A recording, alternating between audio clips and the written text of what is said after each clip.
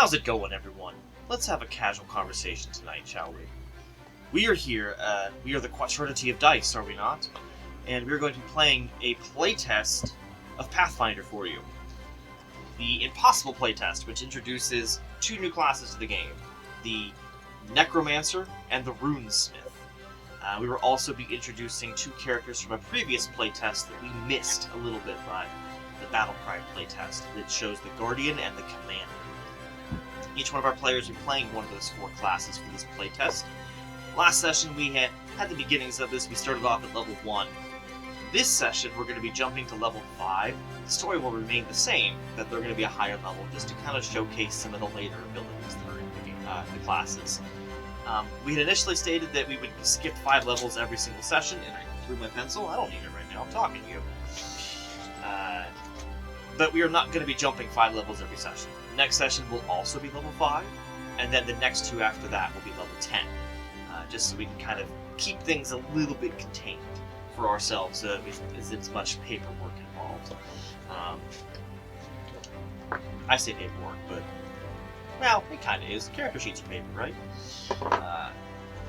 Nevertheless, we are having a lot of fun with this. We are hoping that you guys are having fun watching us, and we're hoping you continue to have fun watching us. And as I said, my name is Chris. I am the Game Master for this little journey, and for every journey we're going to do for the foreseeable future, unless someone else takes the beacon. I don't know, I'm not looking at anyone particularly, but we'll see. However, I'm joined by these 4 amazingly lovely players. Amazingly lovely players, please introduce yourselves. My name is Brent. I am playing as the Commander. I'm playing as Ironroot. He's a Colo, and I can't wait to break some things out in this session. Hello, my name is Jay. Oh, all right. Go ahead. You start. Okay. My name is Jalen J. Perez. To all you people in Internet Land, but I'll be playing as Ballas Boulderstone, the Minotaur Guardian who's up for any battle. All right. My name is Blake Bartlett. I'm playing Doc Willem. He is our lovely resident necromancer, here to use corpses because you didn't use yours properly.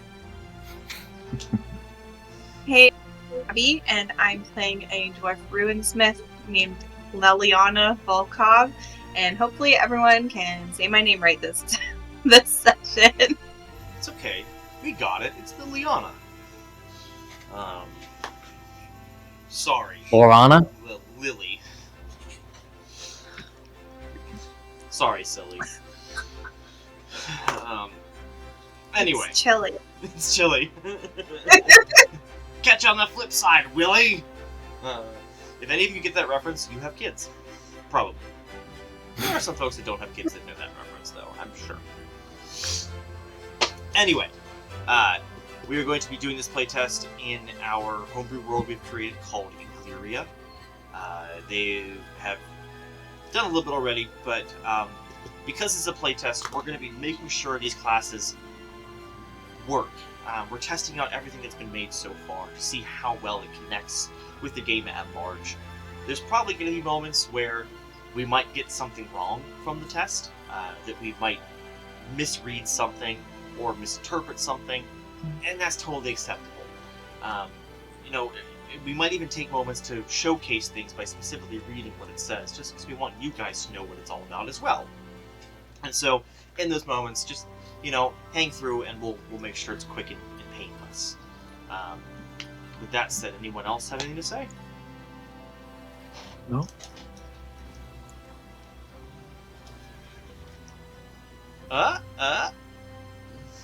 Don't forget to like, comment, and subscribe. I think I could say that. Yeah. You finally got it, ladies and gentlemen. We were waiting for that. Also, check out our social media stuff. It is in the links is linked in the description below. With all of that said, we're gonna go and get started. We'll do our little opening, and we'll see you on the other side.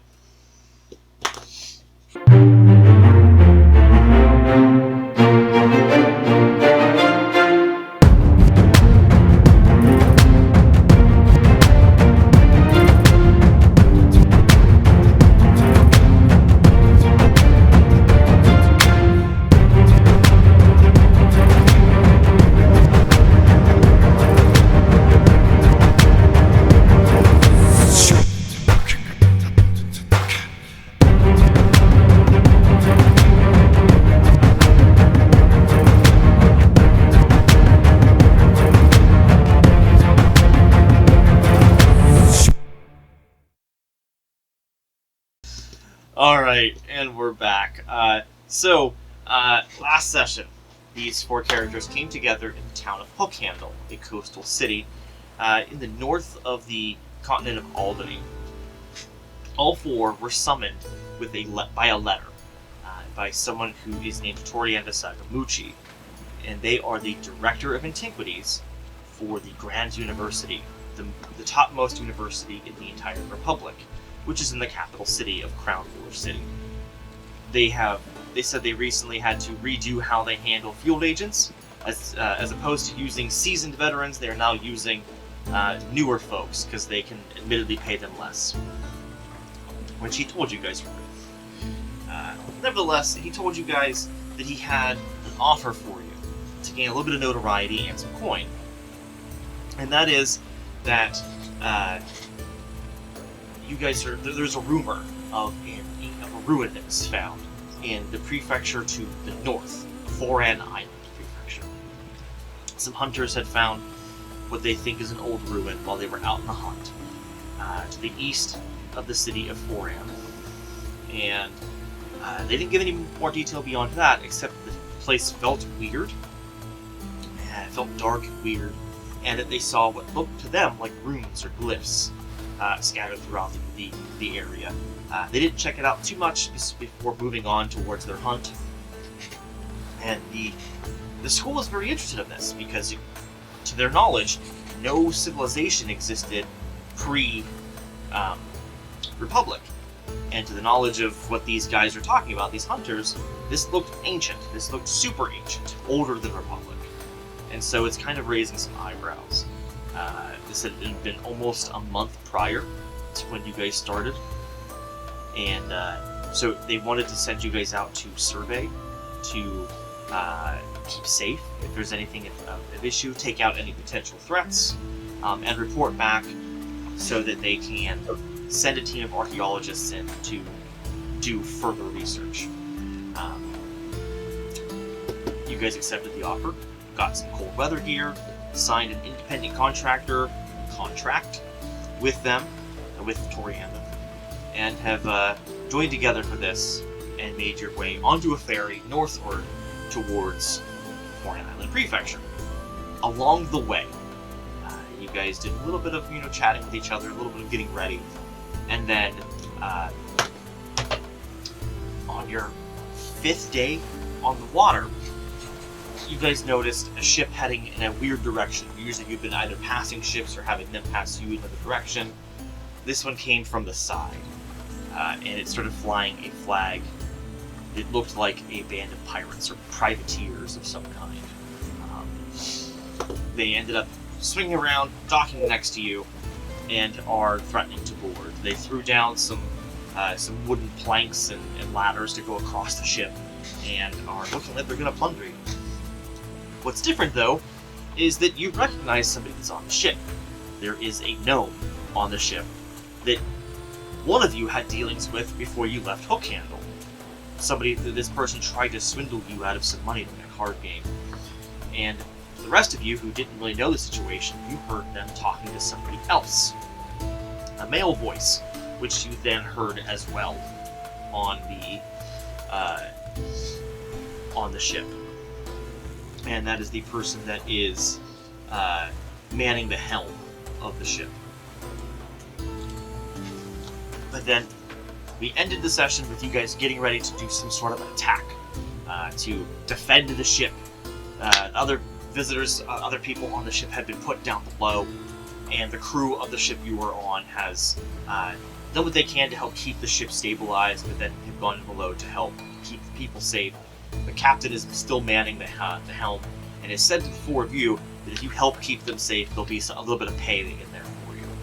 And that is where we ended off. So, with that said, we're going to start off immediately rolling initiative. And we will get this all set up. One moment for me to get the map pulled up. Ready here. Let me get this pulled up, and then I will ask you guys for your initiatives one at a time.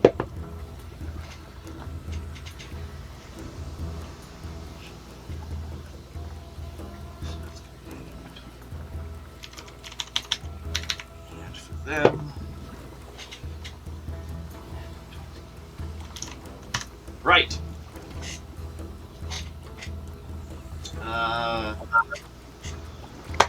Is it Valis or Bales? Or Balis? Valis. Valis. What did you But roll? I was gonna say, total is 9 is what I rolled, but with my perception, that's gonna be a 16.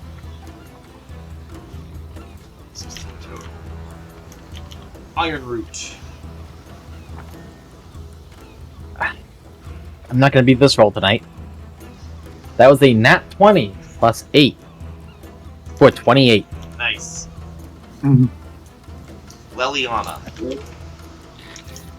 I rolled a 7 plus 9 for a 16. Okay. Roll these between you and Valis. Winner will get bumped up 1. Just roll a d20.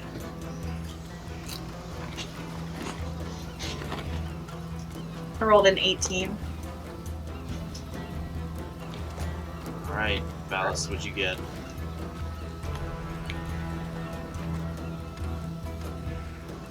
$19. I had chips in my hand. I had to wait until I roll it. I gotcha. Alright, and finally, Doc, what'd you roll? I rolled an 18 plus 10, so another 28. Alright, so Another roll set these of between rollies. Doc and Iron Root. Battle of the dice.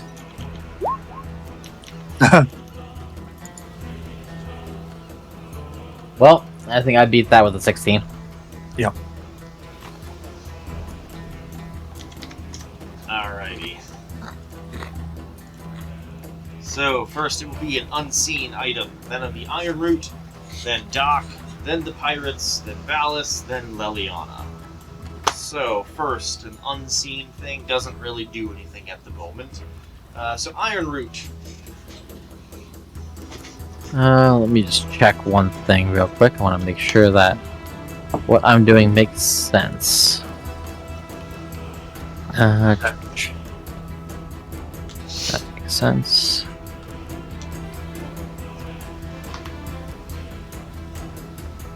Yeah, I can do that. Ah, I hit the wrong button on this thing. I'm going to move over, if I can actually grab my character. There we go. And since they just put this up here, I am going to take it down. Alrighty. And does it look like it's hooked on their side? Yes. Yeah, on both sides of it, there are hook features. On theirs, it's hooked in and under, and then on yours, just has like an L-shaped bracket on the end of it, just to kind of hold it from sliding off. I figured that would make most sense. So I'm going to just try to break it. Alrighty, see if you can beat its hardness value. Does a 7 plus 13 for a dirty 20 work? Yes, yes. Its AC is low. The damage is what counts. If you don't beat its hardness value for damage, then Good point. I could not find a D10 to save my life there.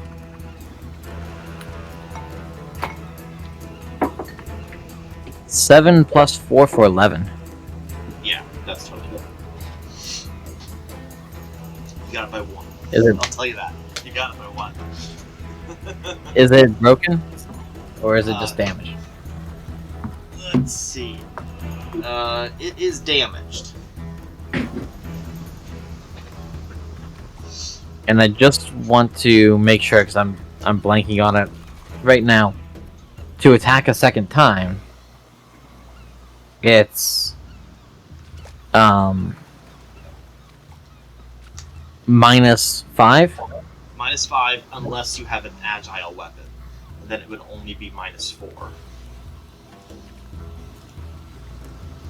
So I'm guessing that a 17 will hit.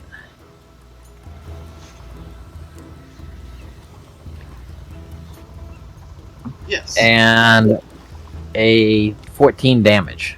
14. Okay. It's starting to get a little cracked now. A little more than cracked. I'll put that in. And I believe that's all my actions, correct?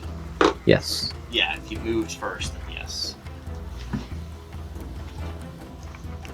If anyone's unaware, we are using different sheets, so I'm testing myself. There we go. Alright. So now it is Doc's turn. Alrighty, so good old Doc is going to start creating some thralls. 3 of them to be exact. Alright. Cow, cow, cow. Blues on. That are my 3 lovely individuals. And let's see.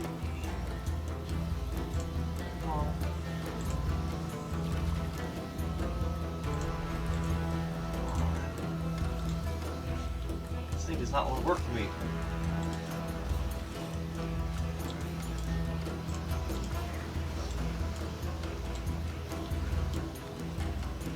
I'm gonna pop these over, and even though they can't move, I'm still gonna let you.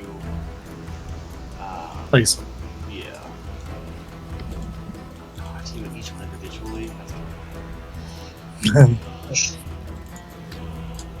That's fine. Alright.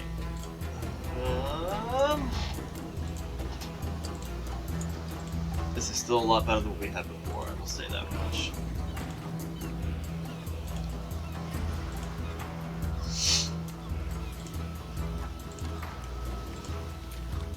There you go. You should be able to move all 3.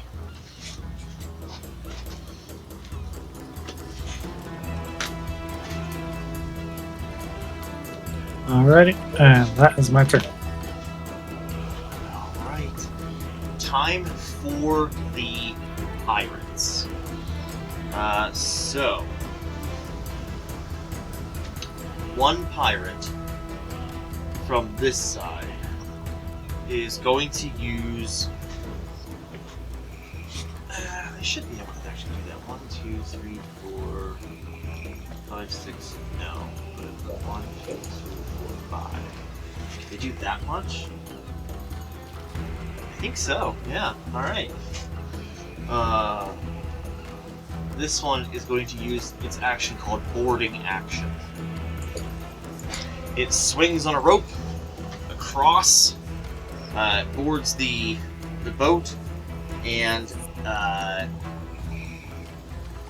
at the end of it, if they end within striking distance and make a strike, they get an extra damage die on a hit. So they're going to go for you, Iron Root. They have a cutlass in their hand, just so they know what they're attacking with. 15 plus 10 for 25 to hit. Would I be able to? I'm trying to think. Reaction, shield raise. Do you have a reaction to allow? Or, no, shield block. I have shield block. That's right. So you'd have to have your shield already raised for shield block.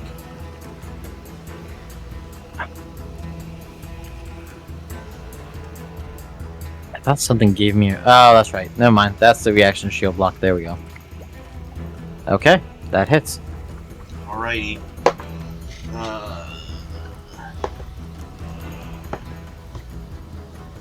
That is going to be 5 plus 5 on the first, then another 6, so 16 slashing. I was gonna say, at the moment that happens right as you're about to take the damage, I activate my ability, Interception Strike, which makes me take the damage instead of my friend Ironroot there. Nice. Do we swap spots then? Nope, I just take the damage for you. Okay. An adjacent ally takes physical damage. Yeah, I mean, it's And I gain resistance. 2 plus my level, which is 5. So that's 7 damage subtracted by the 16. So that turns into 9, correct? Sorry, say that one more time, just so I can be sure I heard it correct. You fling yourself in the way of oncoming harm to protect an ally. You take the damage instead of your ally through thanks to your armor. You gain resistance to all damage against the triggering damage equal to 2 plus your level, which is 7, which lowers the damage to 9. Correct? Correct. So you take 9 slashing. There you go. And I don't see anything in there that says that you. It says there has to be an adjacent ally. Yep. It doesn't say you have to also be adjacent to the triggered attack. So, I'm gonna say that makes sense. Like, it doesn't say that you swap places or anything. So, to me, that works. Unless I'm reading it wrong. But I don't think so. So yeah, that's good. That's great. You just see as Boulderstone steps in front of Ironroot as the sword punches deep into his shoulder, and he just says, "It's just a flesh wound." This one, 15, 20, 25, is going to go straight forward and is going to make an attack at the thrall. Now, because of the way the thrall spell works, these things do not have AC, correct? Correct. It just hits. They just die. Okay. The space where they die does become rough terrain, though, Ooh. due to my ramification of Black Mugidum. How far does that go? I believe it's just in that space, to be honest. So make you whenever one of your thralls is you in a space they were destroyed. Yep. So I just create difficult terrain in the space they were destroyed. Lasts for 10 minutes. Okay. Perfect. It's not. Looks like I don't have that option unlocked on here of adding weird terrain.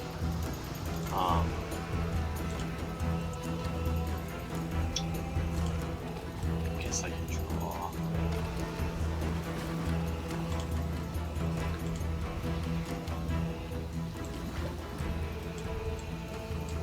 There, now we know that is rough terrain. That is our way of knowing it. I'm good. NX. I was gonna try spelling out rough, but I was like, that's too small, so it's not gonna look very good. Alright, 5, 10, 15. Yeah, this one's gonna come here for a stride and then use boarding action to swing across over here. And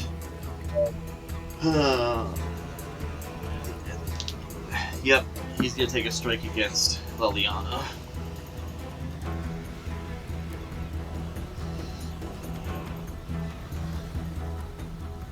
Alright, with his cutlass. So 5 plus 10 is 15. Sure, that's a miss.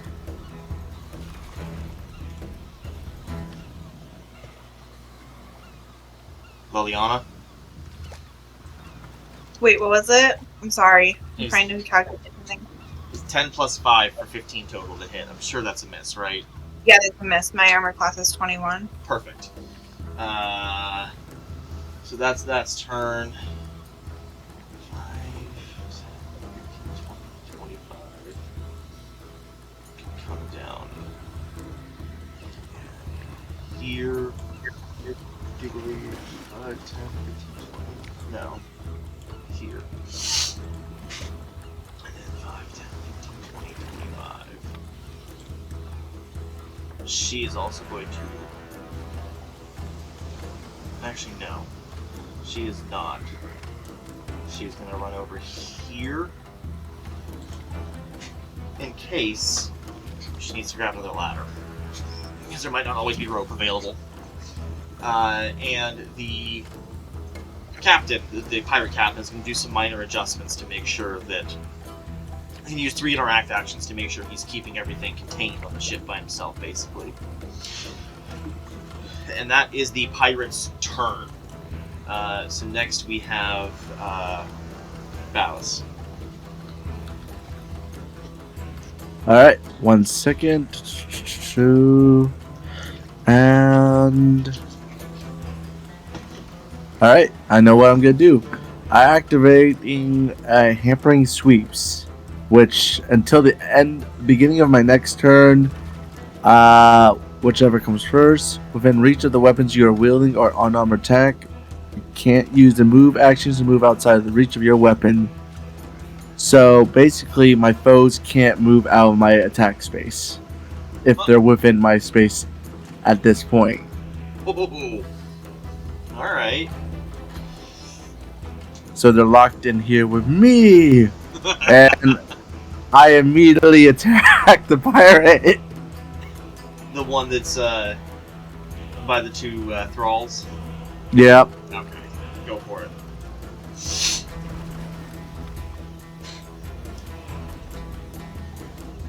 Nice. 17 plus. Dang it, I can't. The first attack is 28 damage, or 28 to hit. Yep, that hits. And it's All actually right. critical. Yay! Alright, you remind me of what happens with the criticals. Roll your damage, apply your modifier, and then multiply that whole total by 2. Gotcha. D8. And where are you? There you go.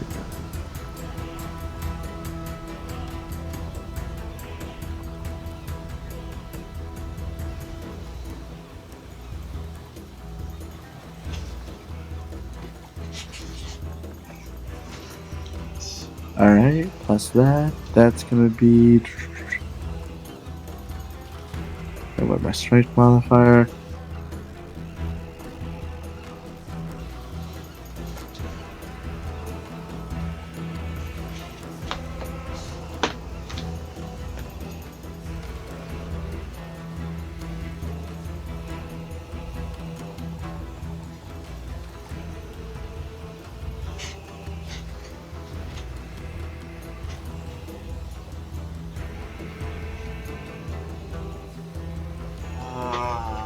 I am not hearing anything.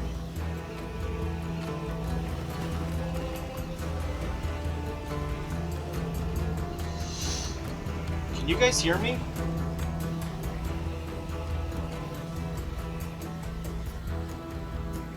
Something's not right. Alright, not sure what happened. Glitch of some sort. But we are all back. So, Valis, you were rolling your damage for your attack. What did you roll? For the critical damage, that was 22 damage. Jesus. Is she dead? No. But very hurt. Alright, the second attack was 21 total. It's a hit? Yeah. Yep, that still hits. Alright, damage. Rolling now. Oh wow, that's bad. Alright, so that's 12 damage. That's enough. They are donezo. Alright, and I attack the bridge ladder, whatever we're calling it now. Alright, it's gonna be hard with your minus 10.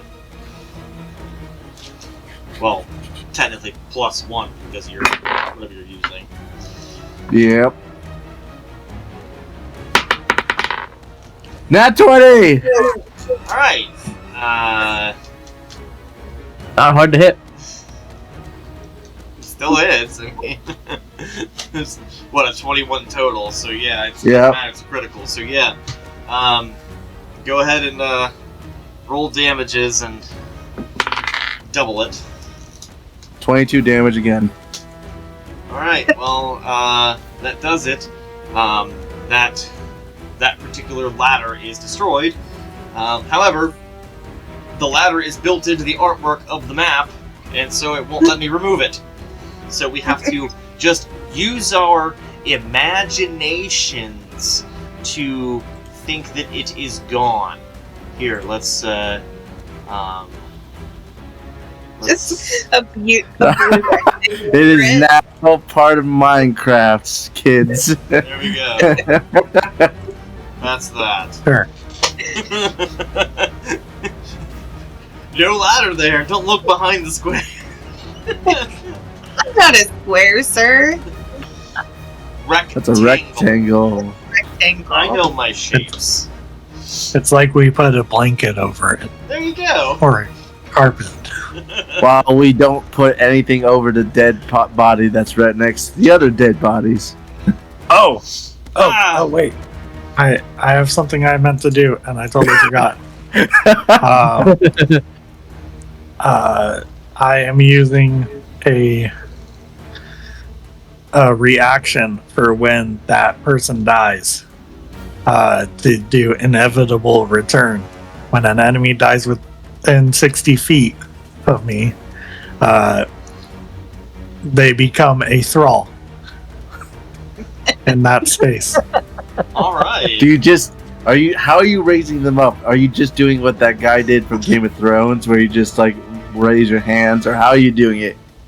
Oh, practically, see, Doc is like, well, let's see here. I got a couple of these, and like just tosses like random things that he's taken from corpses of people, and just like they just kind of expand, and it's almost like I'm throwing out a Pokeball, but like what? This sounds like a terrible Pokeball. It's made of flesh. But instead of a Pokeball, it's like just a piece of like item that I've collected from the corpses of previous. Are you just securing this body, just like put it into a mass clump of skin and bone, and then it forms a person? It's just some little fun. Oh, a little bit of this, a little bit of that, Like I said, I'm here to make better use of their corpse, because they sure didn't make use of it. Alright. Liliana, it's your turn. I'm gonna walk over to the, was he an Apamaru? No, lizard folk. A lizard folk? He looks like a fish. Seems a little insensitive. I mean, he looks like a fin. That's because he's blue. That looks like he has a fin. Because he's blue, isn't it? Maybe.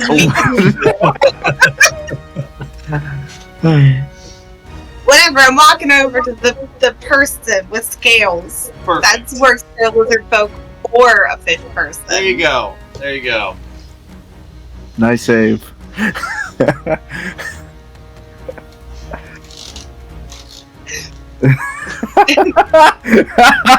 wait, I have to move the thing.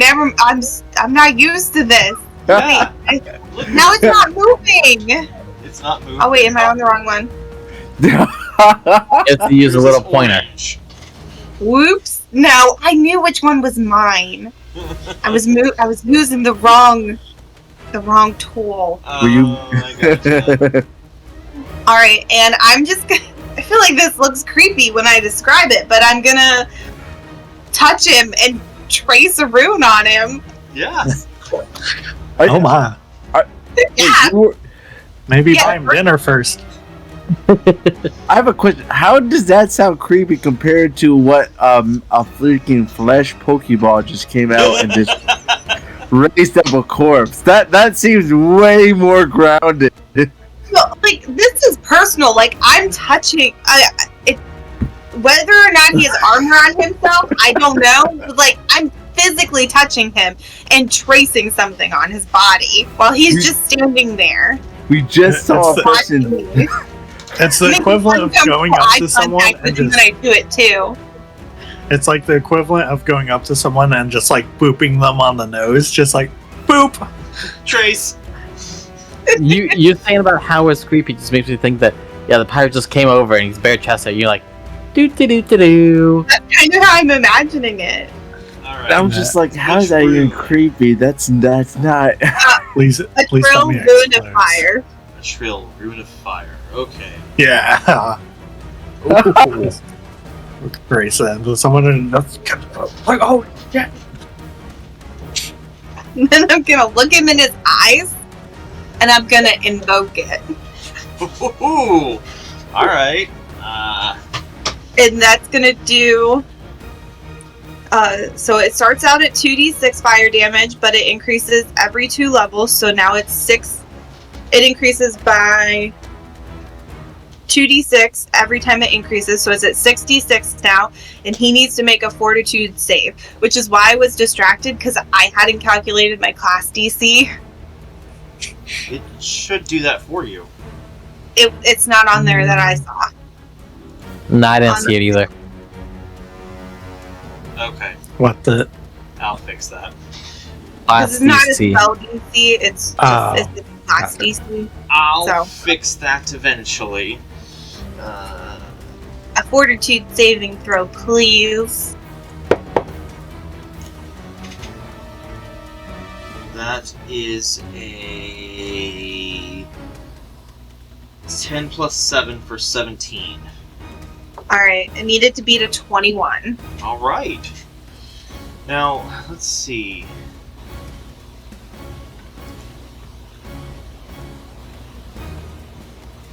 Let's see what.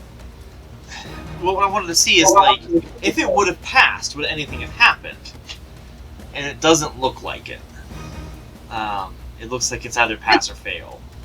It looks like it's rolling for a critical failure, because if they critically fail, they also get dazzled for a round. Yeah. Okay, well, so they still failed, so 2d6, or 66. Alright, so 6. Alright, that's 10. 11. Is that right? Yes. 11. 21. Oh, not quite, but...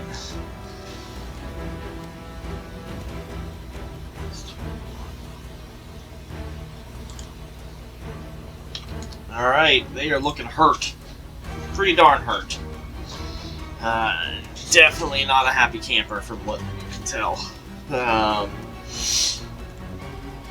Alright. We are back to the other thing, which doesn't really... Actually, I'll tell you what you see. I'm tired of having it be secret. It doesn't make any sense.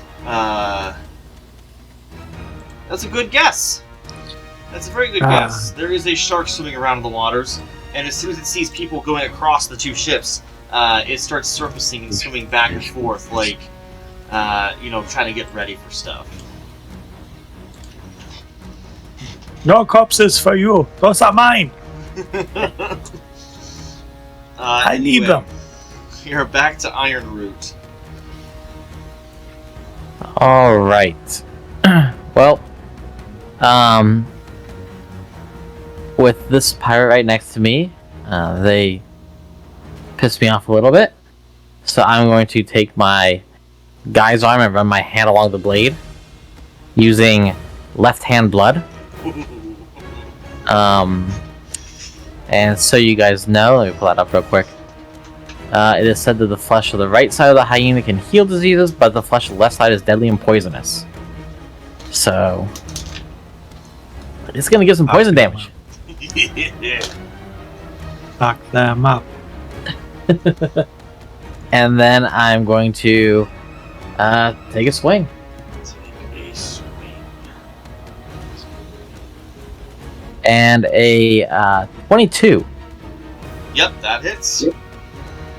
Hold on, I forgot. I take 1 damage for slicing my hand. I don't know, man. That might put you over the edge. Alright, so then it is a D10, so that is 7 plus 1d4 persistent poison damage. What's that? Let's see. 11, 15, and that's 15 damage. 4 of it is persistent poison. And then also on top of that, add 2 for persistent bleed from the rune that is on my guy's arm. Nice. That did happen last session. Nice. That is a total of 17 damage. And if anybody has forgotten about last session with that rune, that was Asphodel, right? Rune of Whetstones? Yep. And if they're still standing, I'm going to swing again. They are still standing. Because I don't like that they tried to hit me.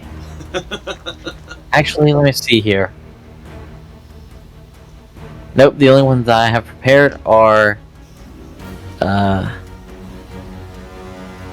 2 actions. So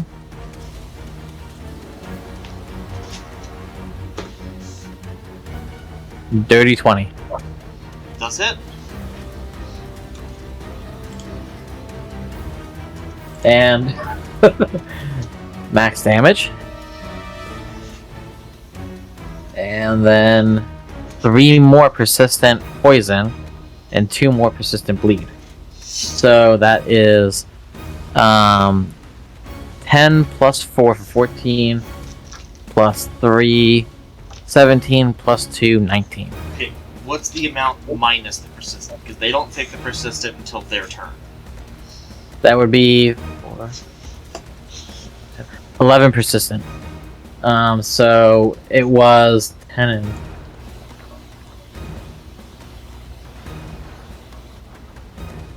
25 damage.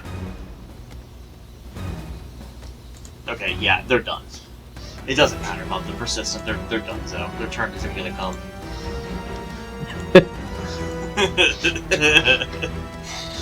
He's got one left who's looking pretty hurt and crispy.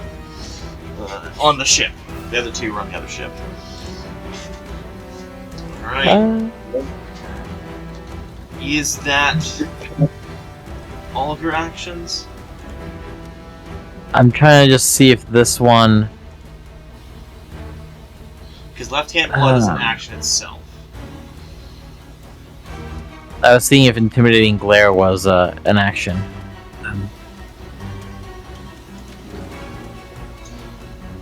I'm looking under the wrong thing.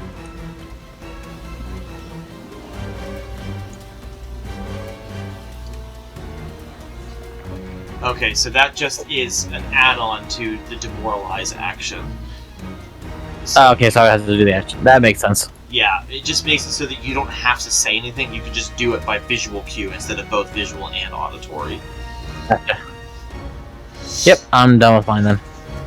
Alright, then we are back to Doc. Alrighty then. So, first things first, I'm going to be casting Bonnie Barrage. This spell, what it does is it's one of my focus spells. So what I do is I shatter the skeleton of one of my thralls, destroying it and creating a volley of a mixture of teeth, phalanges, and vertebrae and other variable things that come from the skeleton of this thrall in a 30-foot cone. And each creature in the area takes 2d10 piercing damage with a basic reflex save. And then if it hits a second thrall, it can create a bone armor for any of my allies that are also in the area. A +1 status bonus AC. So what's going to happen is... That's me. Yeah, because that makes it So I have this lovely... right? Yeah. So the 30-foot cone is... So it's coming out of this lovely thrall up here, top left. Going to shoot in this sort of angle, hitting the next thrall in front of him, and just barely getting everyone inside the cone. So I need lovely lizard folk to make a reflex save. The save is 21, while everyone else gets a bonus of +1 to their AC for the next turn, as my other thrall goes kaboom. But don't worry about getting rid of those markers, because they're just going to replace things. Alright, so As the second... his reflex save was a 9 + 8 for 17. Okay, so he's going to take 2d10 piercing damage. Do the math.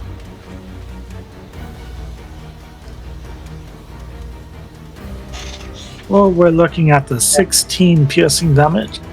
Oh, that's enough. He's dead. Oh, perfect. So he is going to get replaced by my reaction. He's getting a inevitable return. So the second he drops to the floor, he's practically getting revived. There's another flush Pokeball going in there. A whole Akira thing happening right No, in front of his it's eyes. more of he turns to goo and then the goo reforms. So Terminator, grand. Yeah, and then the last one, since I still have one more action, I can make another thrall, which I shall do. Make it in a 30-foot. I will put him. I will just move him here, and that's going to be my turn. Alright, down to the pirates. The captain has been watching you guys this entire time, and he sees what's going on, and honestly, the reaction he sees of getting his mates turned into thralls, he goes, "No, fuck this." He says, "Disconnect. Oh, We're leaving." Captain, I'm coming for you. And this one is going to run over and use an interact to take the ladder off. Hey, we're not done yet. And then she will bring it back over here and just drop it. And he is going to use all of his actions to hard steer the opposite direction and just whoosh, and they start to slowly move away. And the captain of your ship is like, "I am not chasing, we're moving." And they leave. But I wanted them for the collection. Yeah, they straight up leave. And at this point, unless, with turns, Valis, you'd still have about a 30-foot range. They've only been able to move about 30 feet. So if you want to try to make an attack on your turn against them, you might be able to. Alright, I drop my Warhammer, I pull out my crossbow and start shooting. Alright. So I started blasting. I can't. There's no guns. I wish there were guns, but not yet.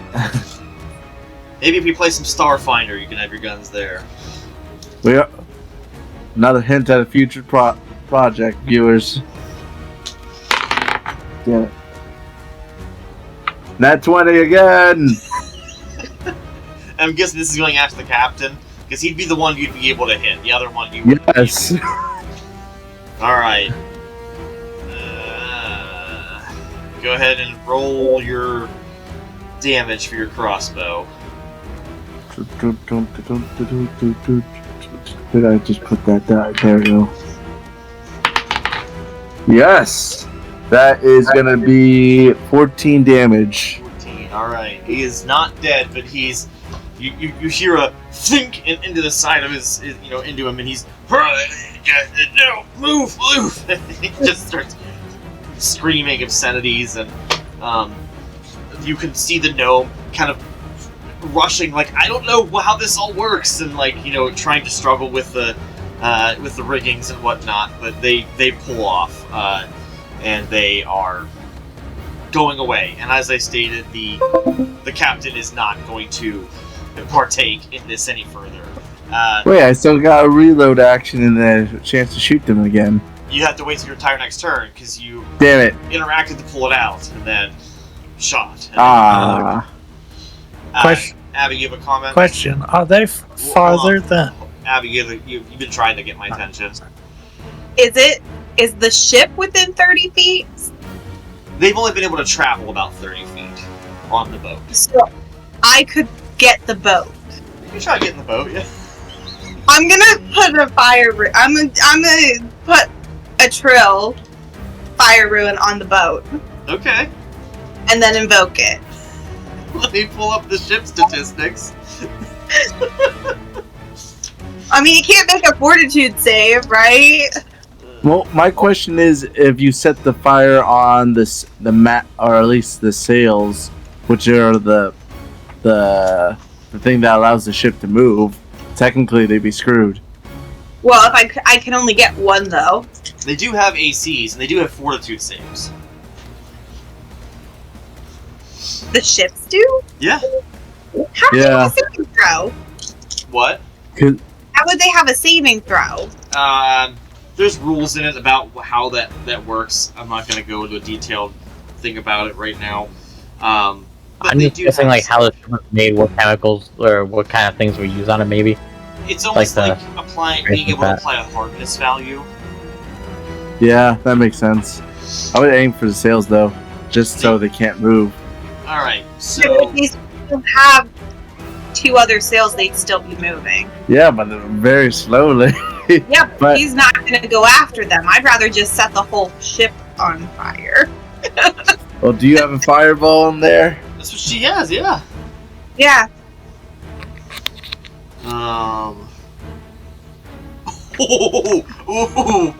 It has a weakness to fire. Well, of course it does. It's wood. Yeah, so... The whole thing is wood. Alright, so it's fortitude save, you said. Yeah.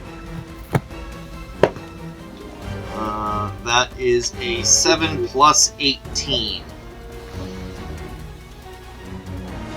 Yeah, it had to beat a 21. Okay, so it beat it. But, as stated, it doesn't say that it doesn't take anything.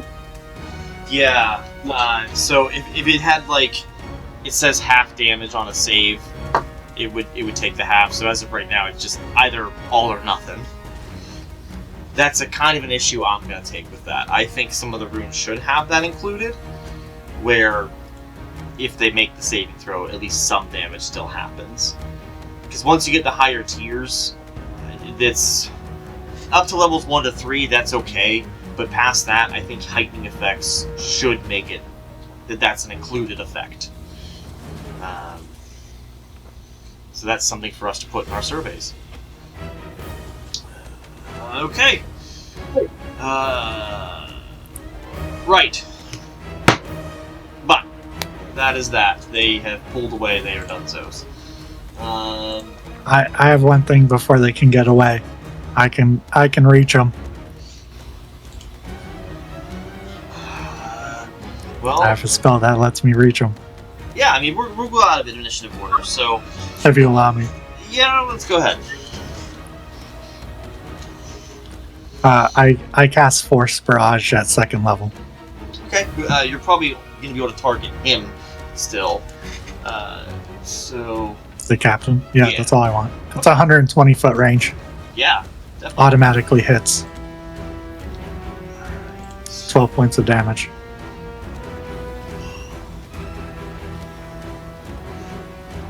If they're traveling roughly You 30 killed them, didn't you? Oh no! So close. You just left with 2 hit points. Damn.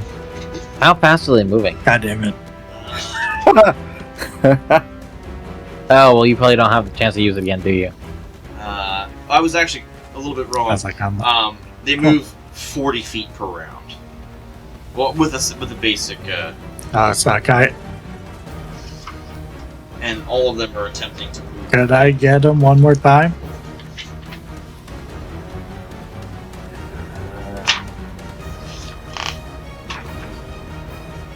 Because I had my Force Barrage set for 1 rank 2 and 1 rank 1. Well, he's using all of his actions to make moves with it, so that's 120 right there. Okay. Okay. That's fine. I just gave him a little love tap on the way. You nearly killed him. He had 2. Oh, Christ. But slightly rattled for the crew, but they've all survived. They're all okay, and the captain just keeps on moving. No damage, I believe, it's sustained to the ship during the attack. You guys did way more to them than they did to you. You did way more than they could even hope to have done to you guys. So I don't know. I feel like the captain, if she saw all this, she's going through emotional damage. yeah, I mean, yeah. Like, Immediately someone touching a person and lighting them on fire, and then seeing what a person can do after you die. You just don't die. just don't die, yes. Dying is a personal problem for other people. For other people. That sounds like more of a you problem. Alright, but Exactly. after that, the people that were down below, they come up and they thank you guys for helping out with that. The crew start getting everything back together to move at full pace. The captain talks to her first mate, and they work through their provisions, and they end up finding 5 gold pieces a piece for each of you for helping with that. And she ends up saying to you guys, I hope that's enough, but you've done a great service in helping us. That could have been much more deadly, so thank you. Hopefully we are spared any other problems. Sadly, it wasn't. How many gold pieces? 5 for each of you. Alright. But they end up moving on. It takes you a couple more days to get to Foreign City, and nothing of any kind of event happens.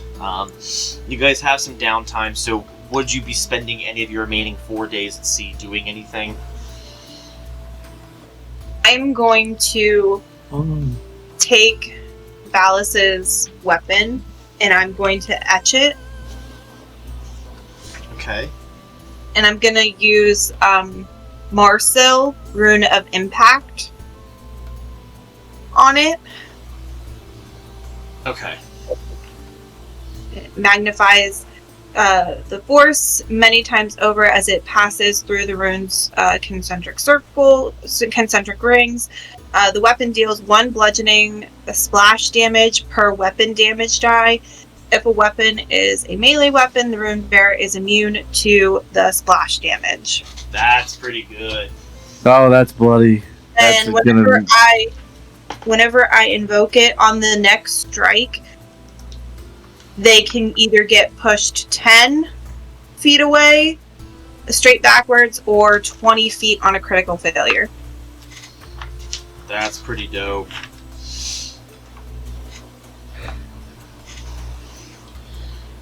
Alright. Wait, did I find that correct?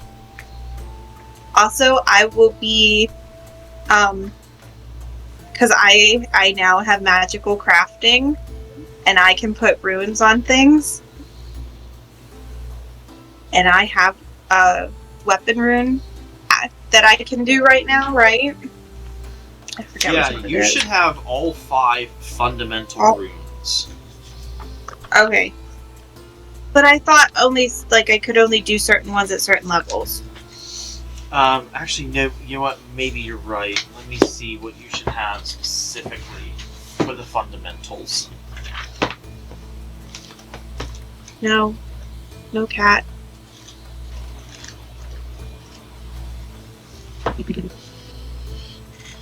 Alright, you would have the armor potency rune. So you'd be able to get everyone's armor adding an extra +1. You would have the reinforcing shield rune, Mm-hmm. which increases the hardness, HP, and broken threshold of whatever shield you put it on. And then for weapon runes, you would have both the striking and the weapon potency rune. So you'd only be missing one, just the armor resilience rune. And striking Okay. adds extra damage die, and potency adds extra bonuses to the attack as well. So I'll be adding all of those to everybody's stuff. Okay. Perfect. I will make sure I add those in to your guys' stuff.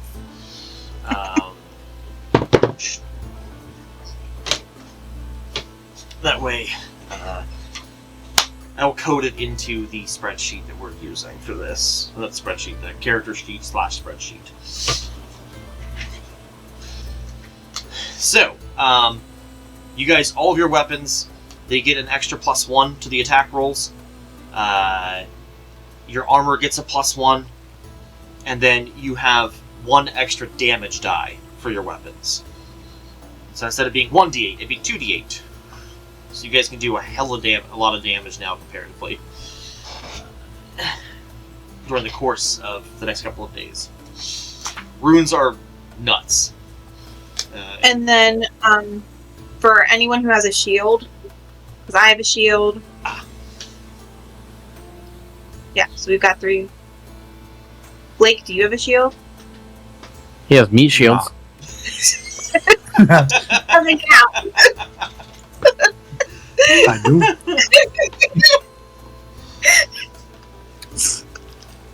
I don't even call them meat shields at this point. They're just abominations. No, those They things. they are fleshy.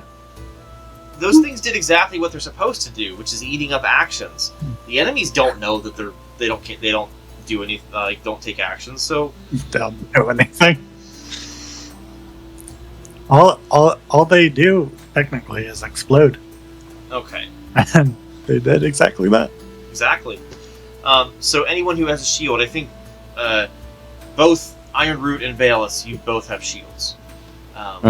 So Yep. your shield's hardness gets increased by 3, and then it gains an additional 44 hit points, and also 22 points to its broken threshold.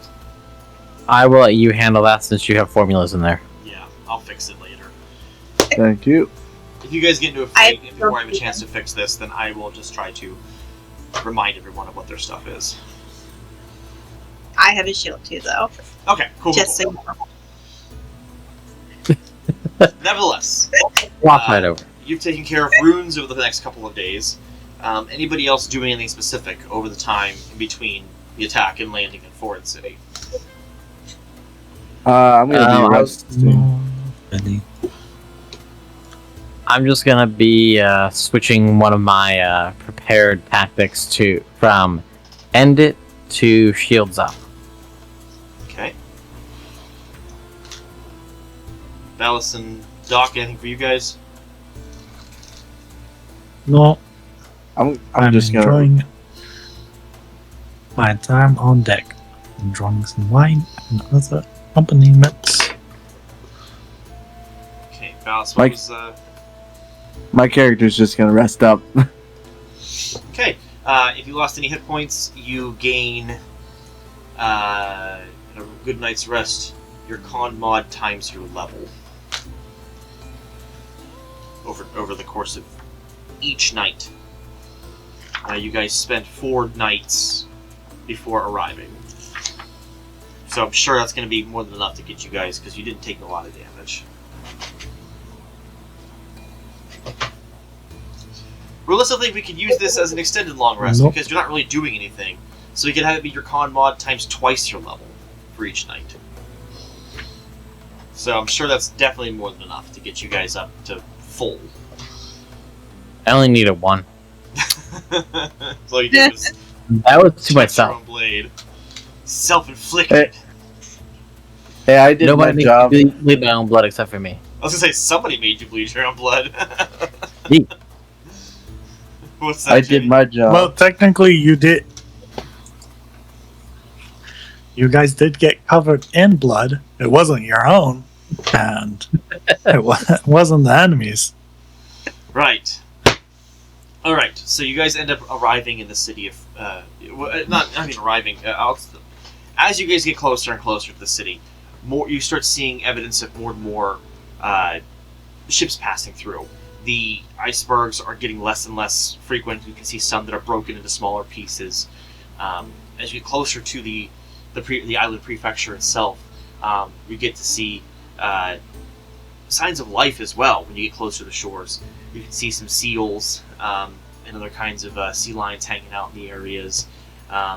While you're traveling along, you end up seeing marine sea life as well. You see killer whales going through, but at one point you do see somebody points it out under the water. You see a shape, kind of like come up and then come back down, very little bit below the water, very scaly and reptilian looking, and long, very long. And a few of the sailors point it out and say, "Just don't yell and scream, and it won't attack. It'll be fine. Sea serpents don't attack us unless we attack them." He goes, "At least not in these parts. Too cold for them above the water." And Fair enough. one of the others goes, "Doesn't make any sense. Wouldn't it be just as cold under the water?" And he goes, "Shut up. It's old sailor's tale." But nevertheless, you guys eventually Wind and whatnot. you guys eventually reach the island prefecture. You come into a kind of like a bay, but not as distinct as the one that's outside of Hookhandle. Definitively a little bit smaller. Ringed with ice all the way around. Although clear, complete icebergs in the area, they're all pushed up against the sides of the water. Everything's covered in snow once you land. The city itself is this ragtag grouping of stone. You don't see very much wood. It's mostly stone in this area. You can see tons of steam and smoke rising from the area as people are trying to heat their homes. It's got a large wall fortification on the side directly facing you guys. Obviously you can't see much further, but the assumption could be that this is mostly a walled city, because Foreign Island is known for being very lush in wildlife, and they want to keep a small profile. That's why it's not heavily trafficked here. They're trying not to mess with the ideas of nature and let it kind of go. Plus there are some dangerous beasties that call the North home.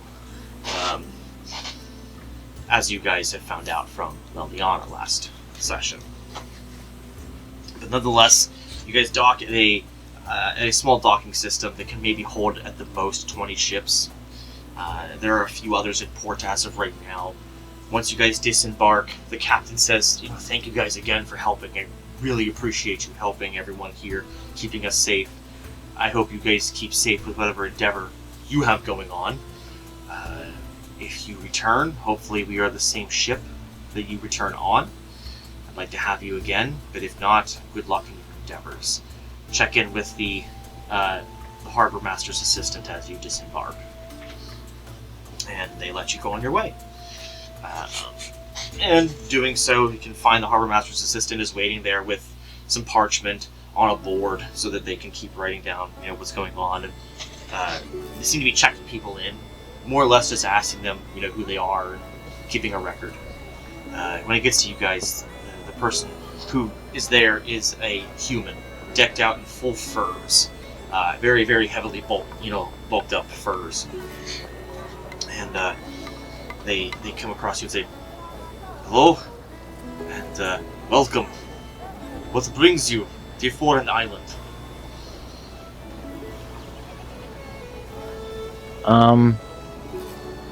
We are here,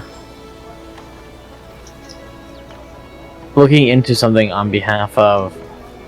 Oh, I forgot the school's name. The Grand University. The Grand University. In foreign island.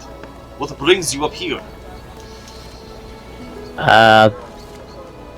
Honestly, we're not sure. They gave us a basic... an idea, and we have to go find out for ourselves, so...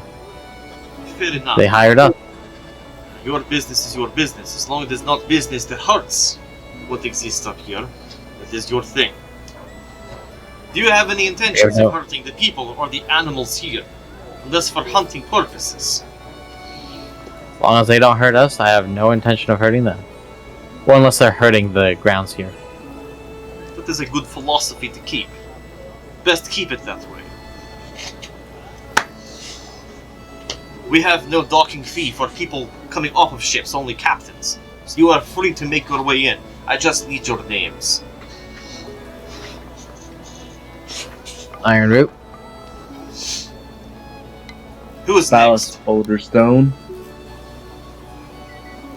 And the rest? Leliana Volkov. And you? Doc Willem.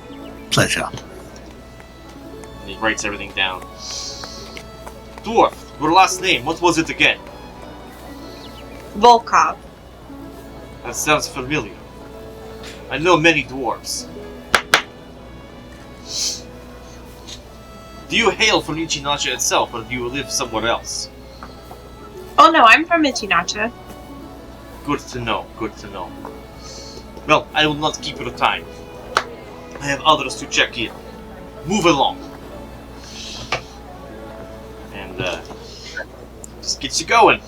And, he says you will see another guard at the gate. They will open it for you. If your hearts are pure. Is it? And Oh, this should be fun. I immediately Could looked be. at the doctor. Why is everyone looking at me? I have plenty of pure heart.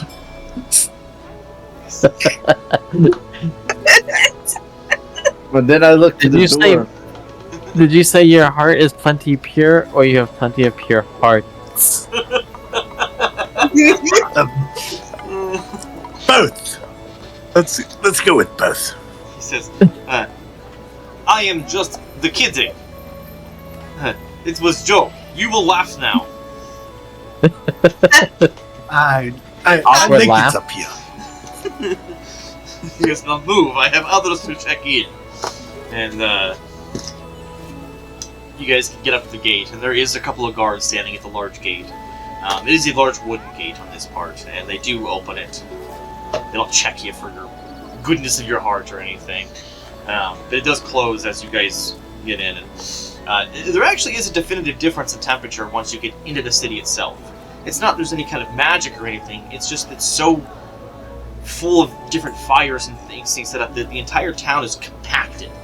This is not a loose town like you guys have seen in other places. Everything is like, the buildings are right next to one another. Literally every single piece. It's all very tight, like, I wouldn't even call them roads. There's just enough for you to walk, maybe.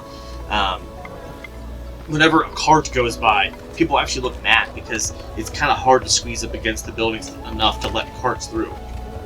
The whole place is compacted as tight as possible to keep in heat. And so you don't see yards, you don't see anything like that. But there are guards milling about in different places, and you guys are free to do what you want in the city. You can find lodging, you can find places to shop. The world is your oyster. Well, Miss, who's been here before, where should we go? What should we see? What should we do? What's the fun things to do here? I haven't been in this city before. I've been on the other side of the island. Oh, Yeah, you'd have You've checked been in on and the gone other like side. through it, but probably so Oh. quickly you didn't even notice anything. now that makes sense. Okay, well, what did we say our first task was to do? Was to To go to locate the hunters? Yes, we were going to go to the Hunters Guild and find out the hunters where they saw this location. You guys are also Do we- pretty early in the morning, about 9:30 in the morning. They've perfected the art of how long it takes to get between Hookhandle and here, so it's pretty well timed. Do we have the names of the hunters No. to ask? So we're just supposed to ask about a group of hunters that were hunting for moose Yup. and came across some ruins, supposedly, Yup. and hope that they know the group that we're talking about. No one Well, asked, so he It didn't made its involve. way. If it made its way all the way over to the university, then there have probably been some people. Oh, that's so and so and his friends. You can't trust a word they say, kind of thing. Which is why we have to I go mean, to how the many ruins can there be on this island? which is why we have to go to the Hunter Hall and figure out which group of hunters. They probably have at least a record, considering if they're keeping track of what animals come around here. There would be Yeah, a let's go. Hunters The Guild weather up hall here. here. So perfect. So you guys could do that. There is one. Yeah, there would If be in there- this city. Okay, If well, they're associated with let's the go hunters. to the Hunters This is Guild, trying to seem like a group and of then we can work from there. Sorry, what'd you say, Abby? So, if I'm remembering correctly, the Hunters Guild is like people who are like sworn into the guild and do like hunting things for them, not just blokes who go out and like to hunt. Yeah, this is a facilitated organization that has an official charter. They don't keep extensive records of private hunting parties, although it is somewhat of a normalized practice for private hunters to maybe stop in and check and say, hey, we're planning to do this at this location. Do you guys have any information that could help us? No, everybody does it. You find some old curmudgeonly farts who are just like, I'm doing it my way. That's the way it's always been done. But, there are some people that try to do that. They'll always freely give information to hunters if they need it. And to them, they enjoy that because if they have record, if overhunting is happening or kind of poaching, they can at least narrow it down. Okay, so definitely start at the Hunters Guild, and then if they don't have the information, inns and taverns. Sounds like a plan. Sounds good to me. Okay. So, yeah, you guys can easily get directions. As always, the guards will always tell you where to go. And you can find the guild hall. It is, as everything else, it is stone. Quite a bit wider than most buildings. They wanted to have some depth to it. It has very large double oaken doors. And you can hear people milling about on the inside as you get to it. There is a large sign above the double doors that just say Hunters Guild, Foran Island Annex on it. And the doors are always open for anyone that wants to go in or out. And I'm guessing you guys are all going in? Yep. Cool. Yep. When you walk in, There is no formal receptionist or anything. They don't have that kind of formality. These guys are just kind of to the book or to the point, and that's about it. Inside of this place, you find what looks actually like a gathering hall, mostly, less than a guild.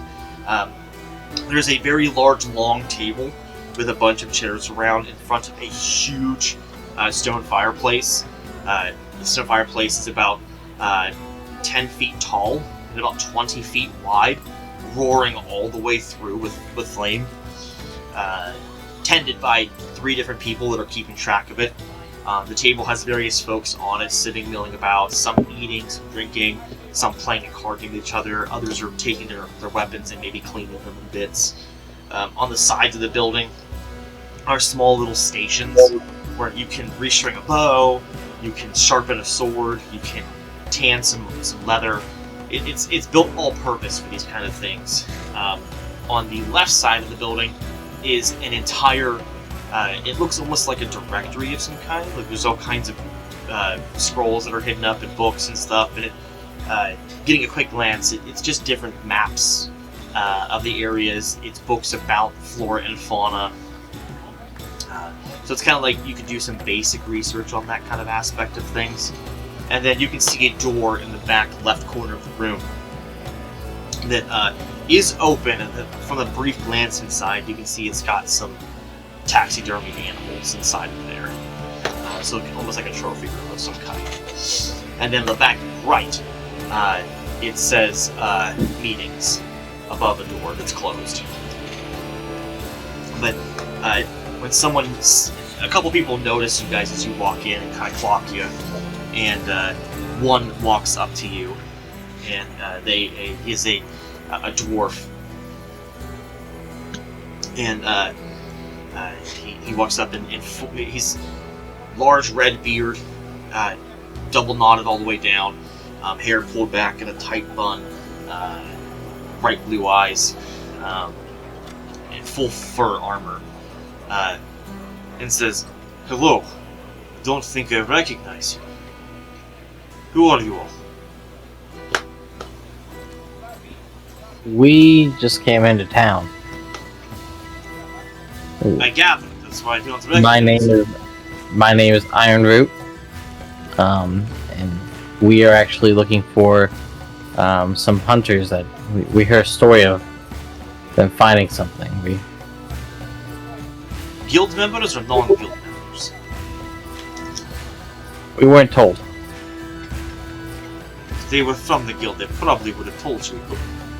Who told you about these individuals? Was it a rumor you heard from their travels, or was it something else? It was like a rumor story, but it's interesting enough that we wanted to check it out. Fair enough. Your business is your business. It's not mine to keep or take. So let me ask, what is it about this that makes it interesting? So I can help narrow things down to see if they came through here. They stumble on something very, very old that shouldn't have been there. Like a beast of some kind, or? No, like ruins. Oh, Ruin. I've heard of this thing. I've heard of this thing you say. There was a group of people that came. They do not live here. They live in Emerald City, but they come up here to hunt. They are a group that comes through recently. If these are the same people, mind. They could be different people. We see lots of hunters of all kinds. But there is this group that has a bit of notoriety. They've been doing this for, as far as I can tell, 50 years or so. They are old friends. And apparently their fathers were friends as well, and they did this even before then. It's like a tradition, a family tradition. And so, that does sound vaguely familiar. I've heard a few different things that are over the years. And he goes, have I introduced myself? I don't believe I have. I don't know. Okay. I don't believe so. Well, you didn't ask, and most people ask if they want to know a name, and so I will give it to you. It says, my name is Boris. Boris Pavlova.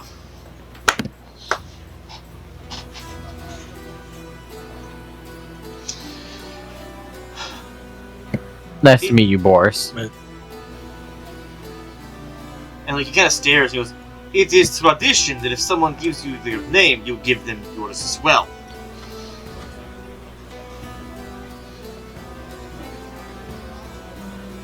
Didn't you give him your name?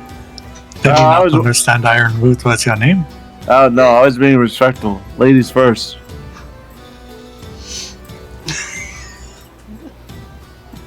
Sorry. My name is Leliana Volkov. And my name is. I don't talk in it often. I understand. And my name is Ballas Boulderstone. Nice to meet you. The rest of you. I gave you my name. Pleasure. Oh, I did That not you hear did. it. Above table. I didn't I hear heard anything. Something glitched. I didn't hear it. Sorry, Blake, I cut you off. What'd you say? I said, well, I think he gave you his name. Pleasure, Doc Willem. Here for any bodily needs. I'm here to help relieve. I can understand that. You may want to change your phrasing next time. No, this works perfectly. Because, you never know. Right. But, it is good to meet all of you. I wish you the best in your endeavors as we go forward. But, back to business at hand. I am the quote-unquote harbinger of this hall. Which means that on official paperwork I am in charge. Although every man and woman, and those in between, is theirs for themselves. I am just here for assistance, should it be needed.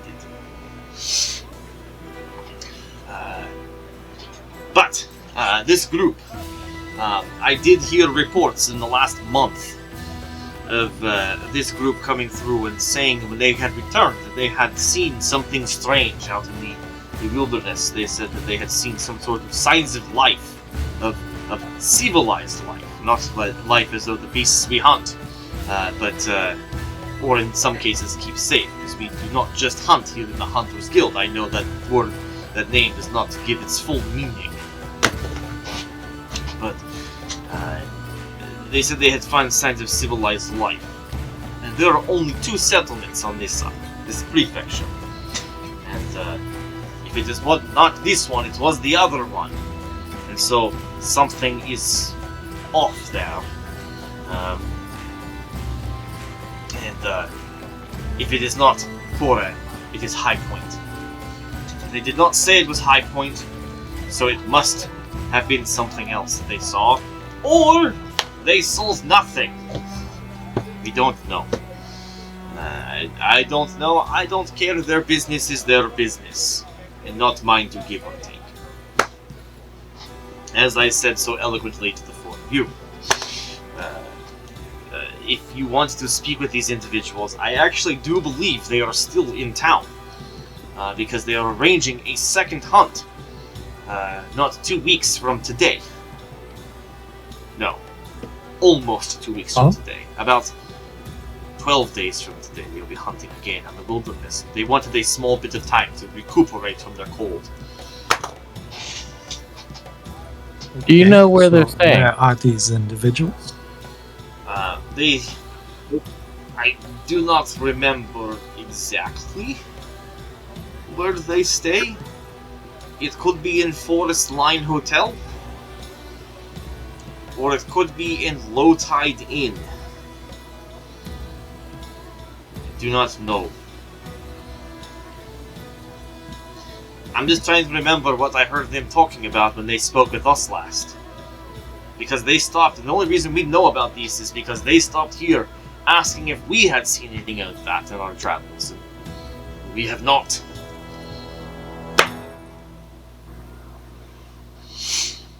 Is there any check to see if I believe this individual? Yeah, you can do perception. Perception. Let's see.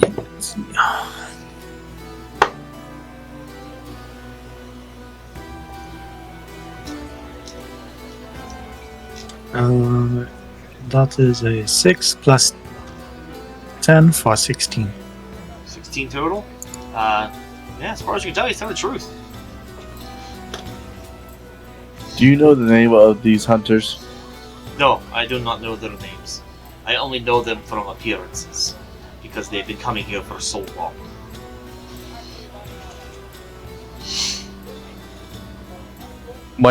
Who should we be looking for then? What do they look like? Name? What?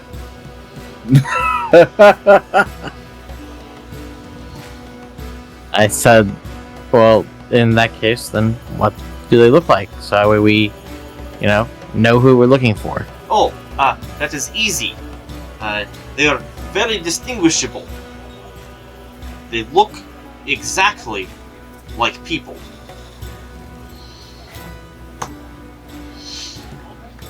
I'm sorry, that was a joke. No, these individuals, they don't have any distinguishing mentions of them. They're a group of 5 individuals. 4 of which are humans, 1 of which is an elf, and the other of which is are they a gnome or are they a halfling? I never see them without covering for their hair and feet and whatnot. So it's kind of hard to tell, they are just small.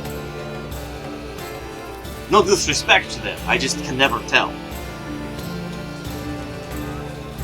Because they have coverings. Because it's cold. So there's 3 humans, 1 elf, and a gnome or halfling? Correct. All fellas. I mean, should be a fairly easy enough group to find, hopefully.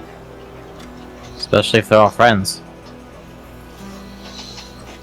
That is fair assessment. They've been coming here for so long, but you know what they look like, but you don't know the names.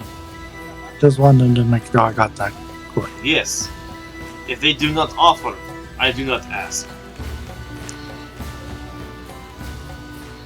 Oh, And you said the inn that they might be possibly staying is at Low Tide Inn or Forest Hide or Forest Hills? Forest Line. Forest Line. Thank you. Yes. That one is at the very edge of the city on one end. Because it is right next to the forest. So it is the line of the forest. The other one, the Low Tide Inn, is in the middle of the city. Which one would you say is closer right now?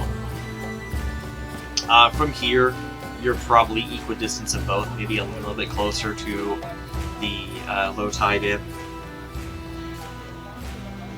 So I understand the one name. Why the Low Tide Inn?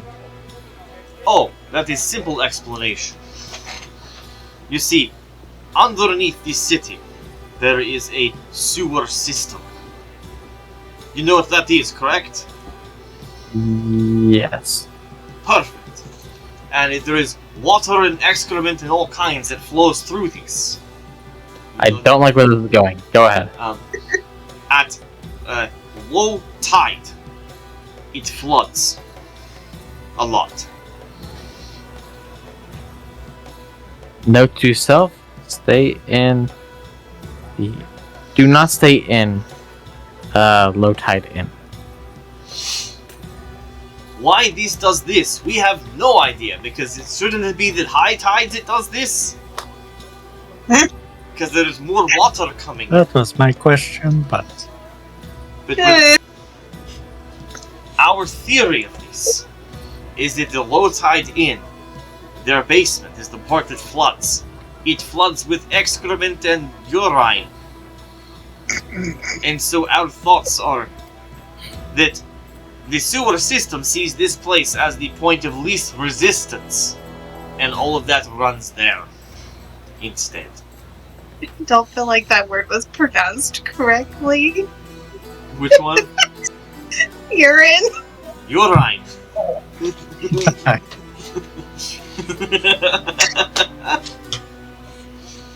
Do you correct him? Wonderful. No, It's above No. table, okay. this is above table. He goes, that is at least what we have thought in this city for decades, but it could be wrong. We do not know. All we know is that when it is low tide, the sewer system backs up into the basement at the low tide inn. Do you know what is not used any longer? What? Their basement. Their basement they do not use. The door is locked at all times. Probably smart.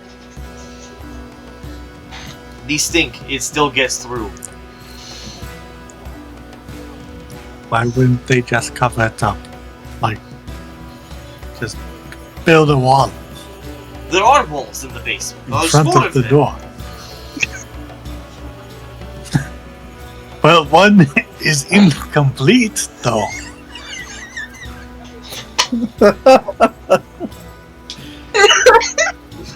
Um, Boris is wrong? just like examining why the do you guys find the situations. weirdest fuckers for me to have to play? What, you're the one that put the accent on I and made started Many talking. other this. NPCs to interact with. There are dozens that are still totally normal blokes. Don't drop this from at Yes. our door. We just simply play the game. We were going to the Hunters Guild, and this is the first guy at the Hunters Guild. Not our fault. In my notes, that's just the guy that comes to speak with people he doesn't recognize. But, okay. Yeah. Then why are you doing the accent? Because that's what my notes say he sounds like that I made. I guess Oh my we'll. God. How long do we have till low tide? Oh, Let's just set this. I think that you have a few hours at least. Okay, so we go there first. Yeah. Right. If any information could be gleaned from any of us, please stop by and ask. If you need our trove of information, he points towards the other wall, you may use. Our trophy room, you are free to look at. The meetings rooms, those are for us specifically, unless you want to sign up for the guild.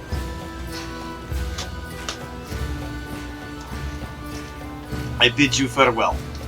And he goes over and grabs a big old drink cup, unless you guys have more questions for him. It was very Nope, nice. I've gotten a little bit too much. And he raises his glass to you, Liliana, and chugs. Right. What's your next moves? I think we got a little bit Let's more go information to, than we thought from him. Off to the low tide inn? Regrettably, Let's entirely get there regrettably. before low tide. Perfect. You guys are able to find your way there. This is a 3-story building. It is very deep, but very thin. It's only like a door and a window.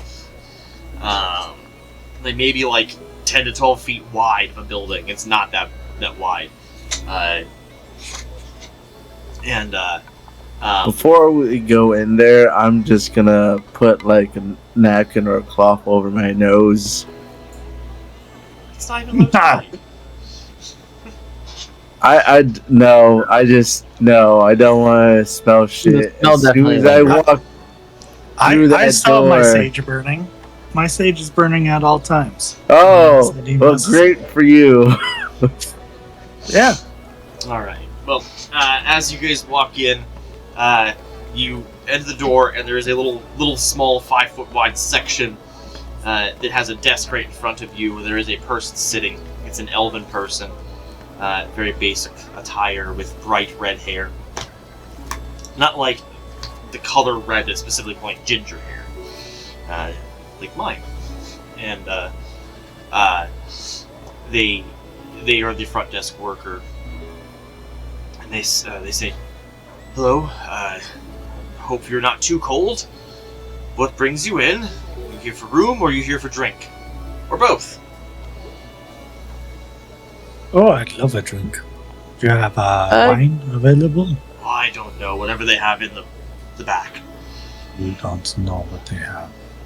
I could go for a drink. You want a drink? Okay, I see how this goes. Okay, wait.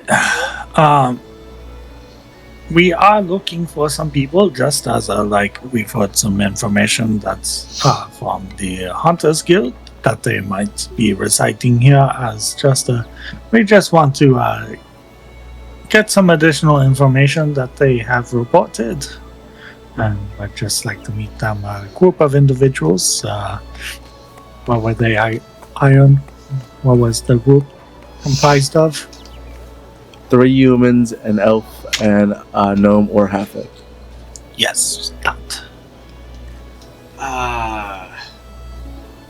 Why are you looking for them? I mean, you're not here to start some trouble, are you? No, of course not. No.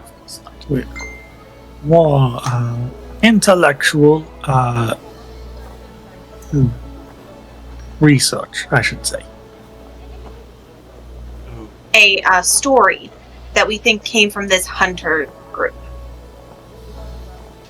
Okay. Well, let me see. And he pulls out his book and starts flipping through.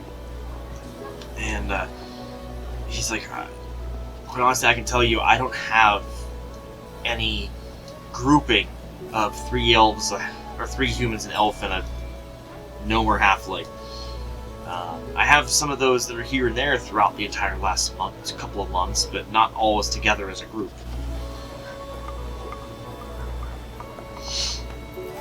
Do I believe them? Bye! Fair enough.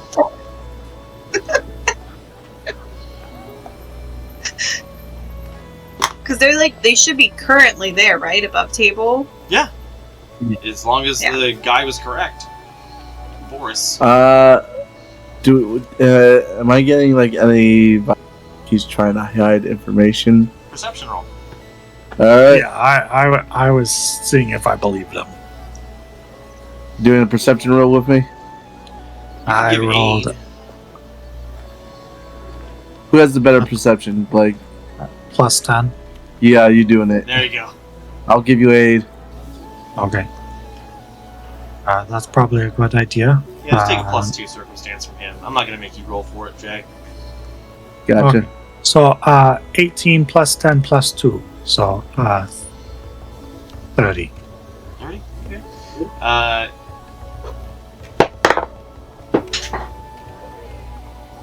It fell all the way down to the floor. It bounced out, fell down. I heard it hit the floor. Now I can't see it. Let the bodies hit the floor. There we go. No, that's Doc William's song.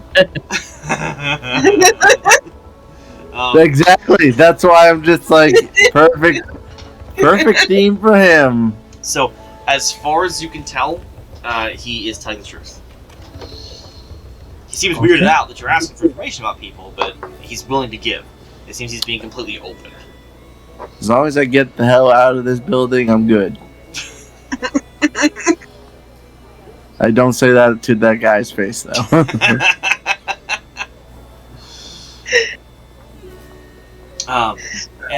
Before you guys leave, he says, "What makes you think they'd be here?"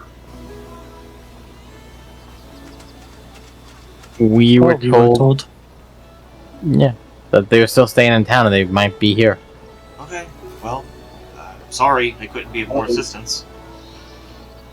I mean, how many inns in town are there? Like 4? 3 at most? 4? See? Obviously. Whittling them down. Seems fair. Well, good luck on finding these folks. Hopefully you're not here to hurt them. Or me. Good luck. Not unless you give us a reason. And he, I'm gives, kidding. This he goes, I kind of just look at him and go, I'm kidding. Never mind. As we're leaving the building, I'm like to Iron. Are you from here? Because your humor fits in perfectly here.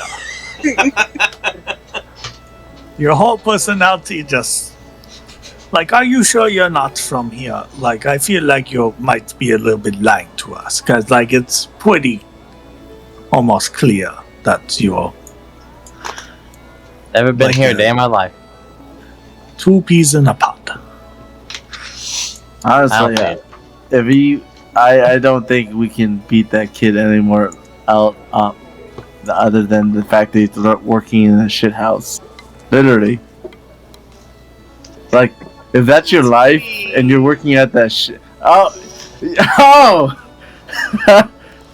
I'm just being truthful here. On a whole aspect of, there's a hotel that gets filled up with shit and urine. You're Just the right. basement. You're right.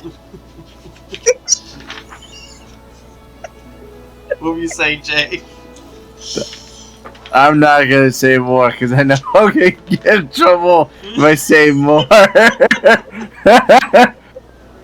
I'm just gonna first check my fur, make sure nothing touched me, and just get the hell away from this building. Everything in the building is contaminated. Don't touch nothing. That's why I'm just like, I'm not even drinking water. I'm not gonna drink anything. I'm not gonna eat. Just walking away. The worst part is, Ironroot doesn't wear shoes. It's cold. Yeah, just a little bit. Oh, They that's don't why I really got. make shoes for paws. Yes, they do. What? They definitely do. That tan leather made freaking hoof shoes for me. I mean, that could just be Maybe- because you're a centaur. He was a centaur. You're a minotaur. The only question is, are your claws retractable? No. Oh, then that's an easy fix. You just put in like little thread needles in between for them, and then bam, you don't have to worry. Alright. I'm guessing you guys are moving to the other inn. Yep. Take us to the forest line. Alright, so you guys get there. This place, again, every building here is stone. However, this one's a bit different because it has bits of wood on the outside. Both reinforcing and decorative, basically. It's a bit bigger than the other one. This one's about 4 times the width. Still 3 stories as well. And walking in, you are met with a...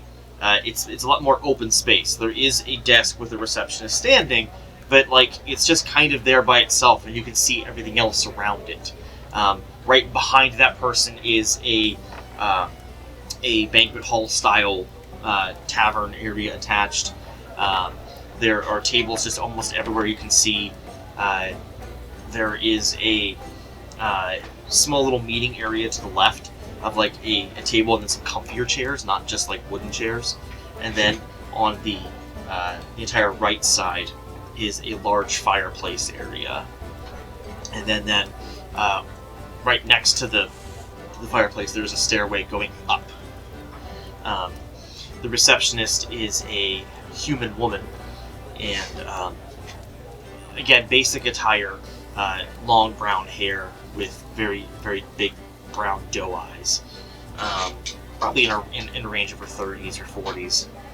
And as soon as you guys walk in, you can also see people milling about. There are other people. From the last place, you couldn't see anybody because you were in that small section of the opening, and then there was a hallway going around backward towards the back end. But this place, you can kind of see everyone.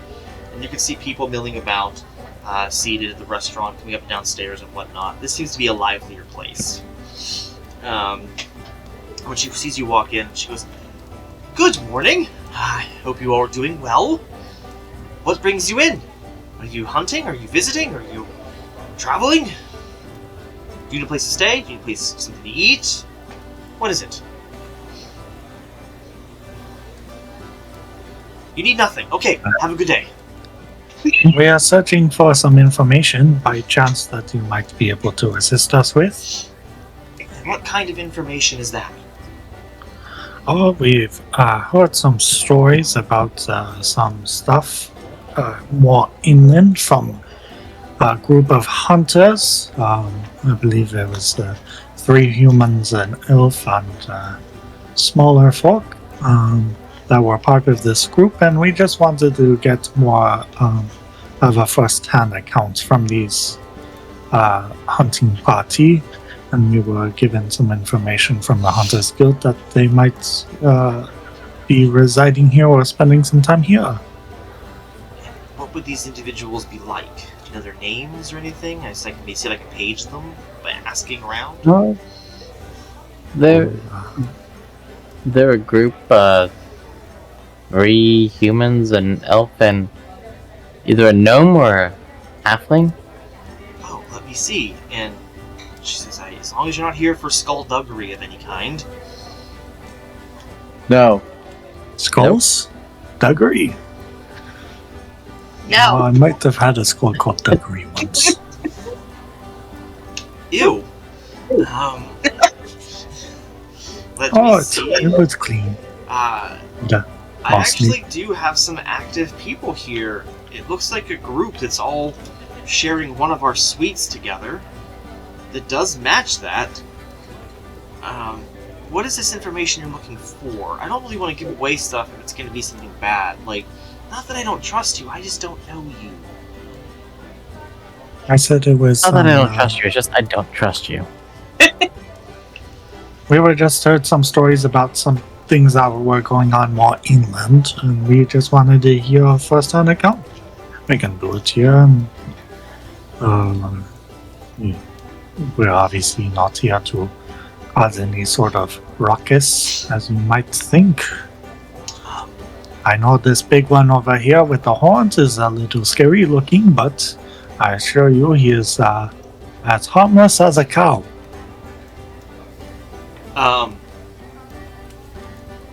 That statement gets a reaction from somebody else. Walking around with a towel over their shoulder, and workers' clothing and a slight apron is a minotaur. Light brown fur, very light brown, almost tan. Horns that curled down and up, back a little bit. Stands about 8'7", and says, "Who says cows are easygoing? I said he was harmless as a cow. I sure That's do up no to cow anyone. unlike us can do anything wrong. Untoward." I would call you more something else, but sure, whatever you would like to claim yourself as. I'm proud of I'm my not here to heritage. judge. And Well, that's perfect. he goes, "Sorry, I'm just trying to mess with you a little bit." And she says, Kulu, I could use your assistance. And she says, "Can you please man this station for a minute while I go look for some folks?" And of course he says yes. And he stands there just chit-chatting with you guys. He didn't talk to him about anything. But he was just trying to jest. Laura disappears and goes upstairs. After looking at her book for a few seconds, comes back down and says, "Alright, well, I wanted to ask if they were okay with talking to you and told them what you've told me, and they will be down in a moment to talk to you. If that's Wonderful. Perfect. Is there wine available here? I've still been Yes. dying for it. You don't have to have a room to use our tavern, and so just behind me, as you can see, there's a whole section, so if you want, you can go grab a seat, and I'll point you out to them." Alright, wonderful. And you got this. Perfect. And I pat you on the back and head straight towards the bar. I end up following him to the bar. Okay. You guys can hang out there while they come down, and after a few minutes, they do end up coming down. You guys can very easily get some drinks and whatnot.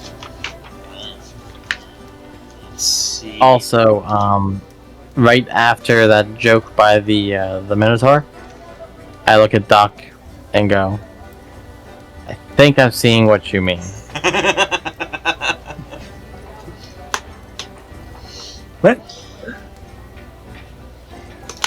That's good to know. I think that Glad just, you see it. I think that just makes it that it's now canon that in the world here, the North is just shitty with humor. You just have dad jokes. Hey, I'm the king of dad jokes. Hey, Aaron tries to be funny, but he doesn't really know. He was very uptight, military background. So he tries to be funny, it just doesn't work. So for anyone wanting drinks, you can get some wine for a silver piece or good wine for a gold. Ooh, what's your good wine? It's a nice. The barkeeper ends up telling you, it's a nice rosé, finely aged. Not much of a rosé person. Do you have anything a bit darker? More I have a very deep red. Oh, that sounds perfect. None of these get stored in a basement in a certain place in this town, right? Oh yes, we keep all of our wine supply in the basement of the Low Tide Inn. Because I think Wait, what?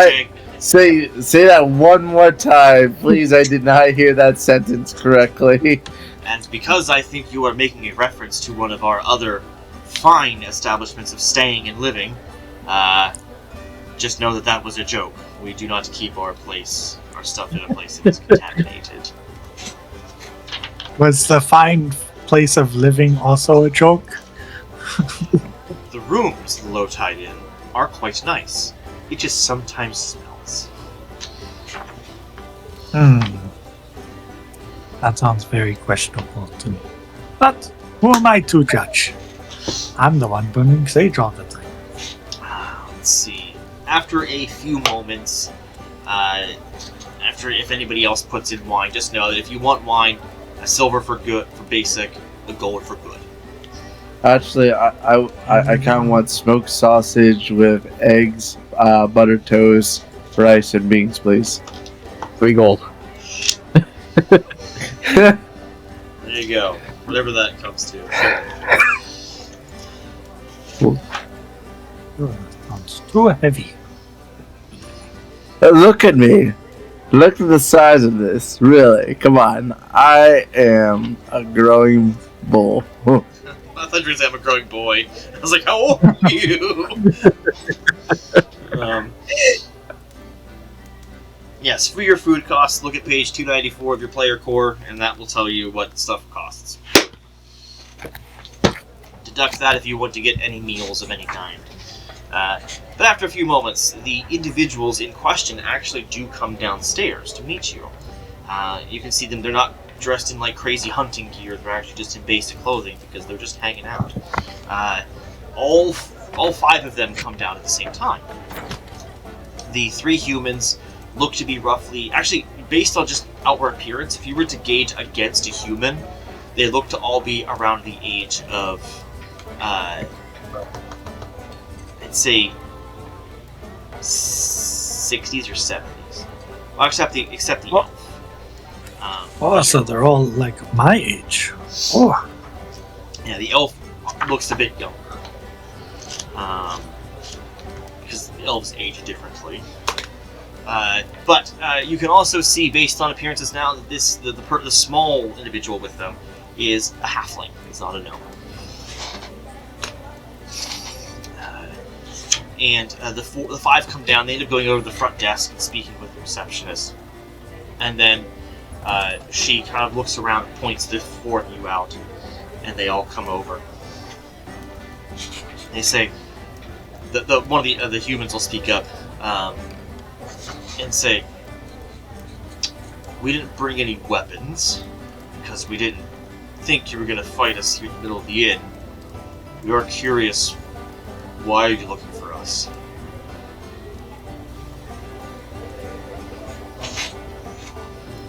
Fearless We were leader, do you told- want to say something? I was gonna say, we were told of the story that has gotten around of what you guys found while hunting for moose. We were just seeing if we can take a look at it. The elf speaks up. what exactly did you hear? You found Found some some old ruins. ruins.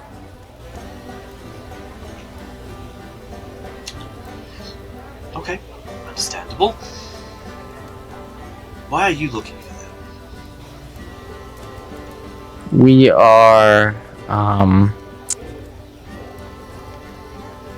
I cannot think of the word now. I just slipped my mind. Academics, I guess you would call. We are looking to research. The four of you, academics. You and your Minotaur friend, I don't peg for that. The other two of you... Actually, no, I don't peg any of you for academics. It's funny because my intelligence is actually +4. Is actually a 4. So Same. Mine is really high. I was gonna say, I'm a +1, sir. Yeah. Three of us are +4s the for intelligence. the halfling puffs her chest out slightly and says, "Look, are you trying to do something with this? Are you trying to make us look silly, stupid? What do you want?" no, We just want to see the site. we were sent by the university. Not. Which university? Gotcha. Does it matter? Yes. Why? Because I asked.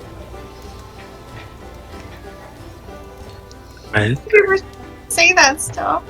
That's above table. What? That's not in this conversation. That's above table. I didn't think we were supposed to say that we were sent there by the university. He never said you Wasn't couldn't. that in the contract? I No, thought they would they told were- us to keep it hush hush. No, he never said you couldn't say that you were working with them. It just says that relationship defined. You are not specifically hired as like a representative fully. You were just an independent contractor.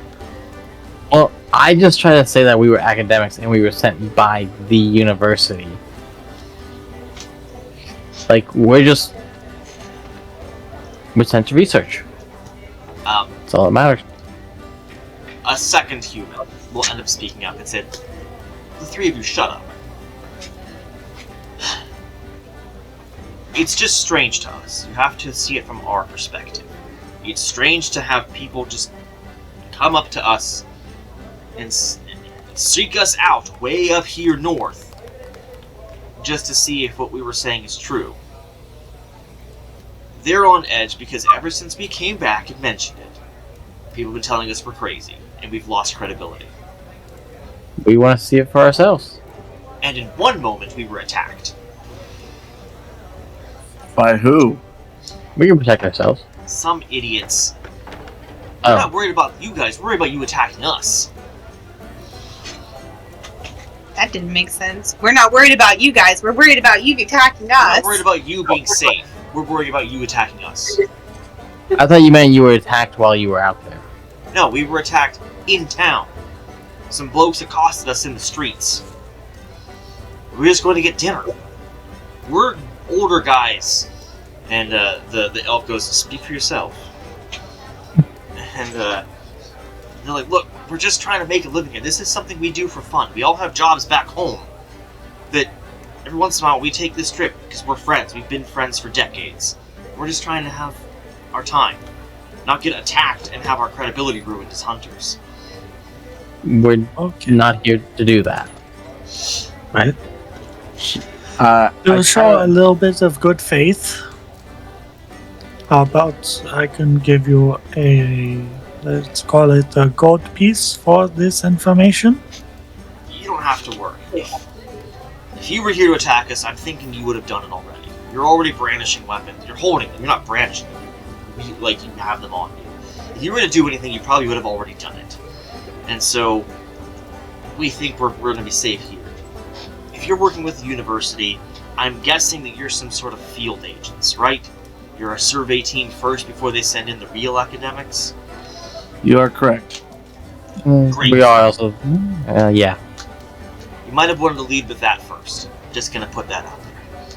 Anyway, if all you're looking to do is find this place, we'll tell you where it is. we have an idea. We didn't care to write it, to go crazy writing it down or spreading it. We just told people it was there. If you want to find it, we'll show you where to find it. And they rummage through their supplies and they end up finding a map. They throw it down on the ground, and it's a very specific map of just the prefecture. And he says, we had traveled out for 4 days, and we stumbled across this place. We didn't even mean to go where we went. We actually got turned around slightly because a huge snowstorm came in, and we weren't able to navigate by sun and stars. So we got a little bit turned around. We do know this area quite well. There's an area where people just don't hunt because the snow drifts get way too big, it's way too cold, and it's dangerous to travel. So we got pulled off course. And they end up pointing out this small section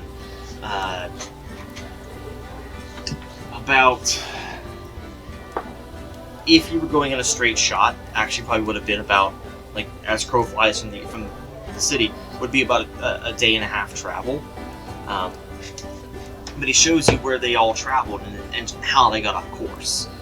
And it's a little bit to the south of the island itself. And he says this area, the winds that come off the coast are so cold, it hurts. It's so cold people have died. The snow is intense, and there are creepy things we heard. That's why we didn't take note, we just left. We didn't want to be laughed at and said, oh, you old farts don't actually know where you're going. But they're able to give almost a pinpoint area of where they saw this place. And they said, look, it does exist. We were there. We saw it. It exists. Just, if you find it, maybe keep your mouth shut until you go back to your school. Got it? Be safe. I want to tell you not to go. I do. But I know, we all know you're not going to believe. You're not going to take that. You're going to go. So be careful. Okay? Wonderful. Gotcha. Alright, and they all, if they have any further questions for them, they'll answer. Otherwise, they're going to leave. Was there any, when you went to the ruins, were there any strange symbols that you might have seen? Yeah, we saw all kinds of what looked like runes in certain places, but we found some symbols that we didn't recognize. We found little bits and pieces that look like, oh, how best do we describe it? What? Can you draw one of them? And he points to the halfling. And he says, yeah. And he says, it looks like two half circles that kind of interlace over top of one another. And it looks like they drew that.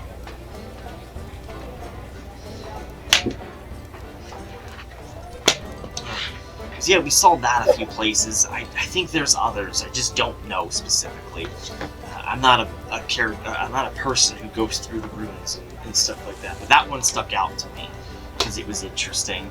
Because it seemed to be the way it was. Most of these things were carved in a line along, like, you know. We saw a door frame that had these symbols around it, but this one specifically was on its own. It was encircled by a bunch of concentric circles, and it was weird looking. Just the whole place felt off, though. Just, I don't know. It was weird. We didn't hang around much. We just, as soon as we got reoriented when the snow stopped, we just left. Good. Thank you for the information. Is that everything we need? Who else have you guys told about this, honestly? I mean, we talked about it here. You know, when we came back a couple of days later, some of the folks we talked to normally, some of the other hunters, just said, hey, did you find your moose out there? And it was, yeah, we got a couple, and you know what? We found this weird thing. And we told a few people we thought we trusted. Don't trust them anymore, because they are the ones that first started laughing at us, calling us crazy. Quick question for you, though. For the people that attacked you, was one of them with a gnome. They all look at each other and they think back and yeah, a little gnome girl. I say girl. With yellow hair. And a green coat. Green coat, yes. Yellow hair, no. She might have changed her hair color. She attacked us. Then maybe you better stay away from this thing. Seems like you're not the only ones looking for it. Probably shouldn't let them get to it, though. Not with how they were to us. Well, good luck to you guys. Really need it. Really do. Good luck. Okay, and unless you have anything else, they'll leave. Thank you kindly. Nope. Nope. Alright, and so, looking at the map of where you guys have to go, and based on their details, of how deep the snow gets, on their map it actually dictates, they leave the map with you guys. It dictates where there are heaviest snows. Looking at the map, and I'll point it out on our actual map once it decides to load. It's not working. If not, I'll share it with you guys after the game. We'll show it up next session. As I said, it looks like from the crow flies, it would take you 2 days to get there. It is not, though. The first day would be traveling normally. The second day would have to be split in half because of how deep the snow would be. It would be difficult to travel. So you wouldn't be able to get your full speed per day unless you wanted to get fatigued working through the snow. Your cold gear will keep you safe at first, but there are a few bits where they point out where the gales of wind are worse than most. And so, if you hit those specific areas on this map, it will potentially give you some sort of environmental damage. Although you could spend extra time to go around. So you can go straight down, or you can go straight till you hit the major wind, and then kind of like do a half circle around, and that would add an extra 2 days. If we got snowshoes, would that help with the deep snow? It would make it so not too deep. I don't know. Let me see exactly if they even have snowshoes listed. I think that would be a thing. Could I ask Liliana a question? Yeah. Boulderstone kind of looks at you. Do you recall any knowledge about those kind of runes, or is there any history about that symbol? Speaking to the expert in the group. Would I know anything about the ancient runes?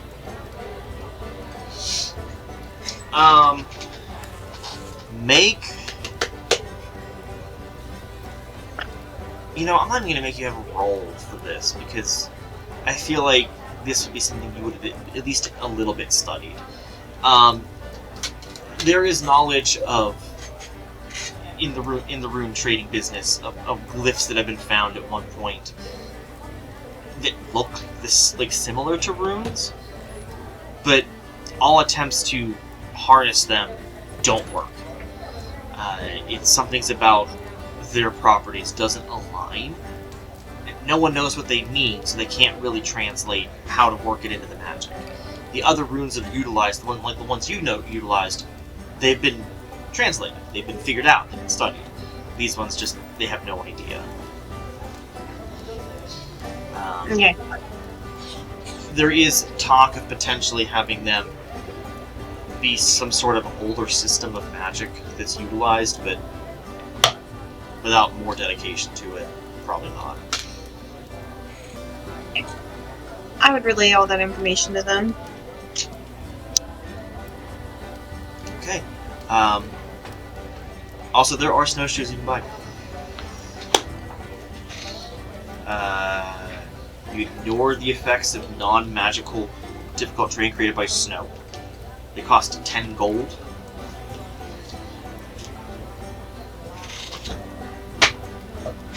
That's a But lot. if you're wearing them and get into another conflict, you take a 10-foot penalty to your speed.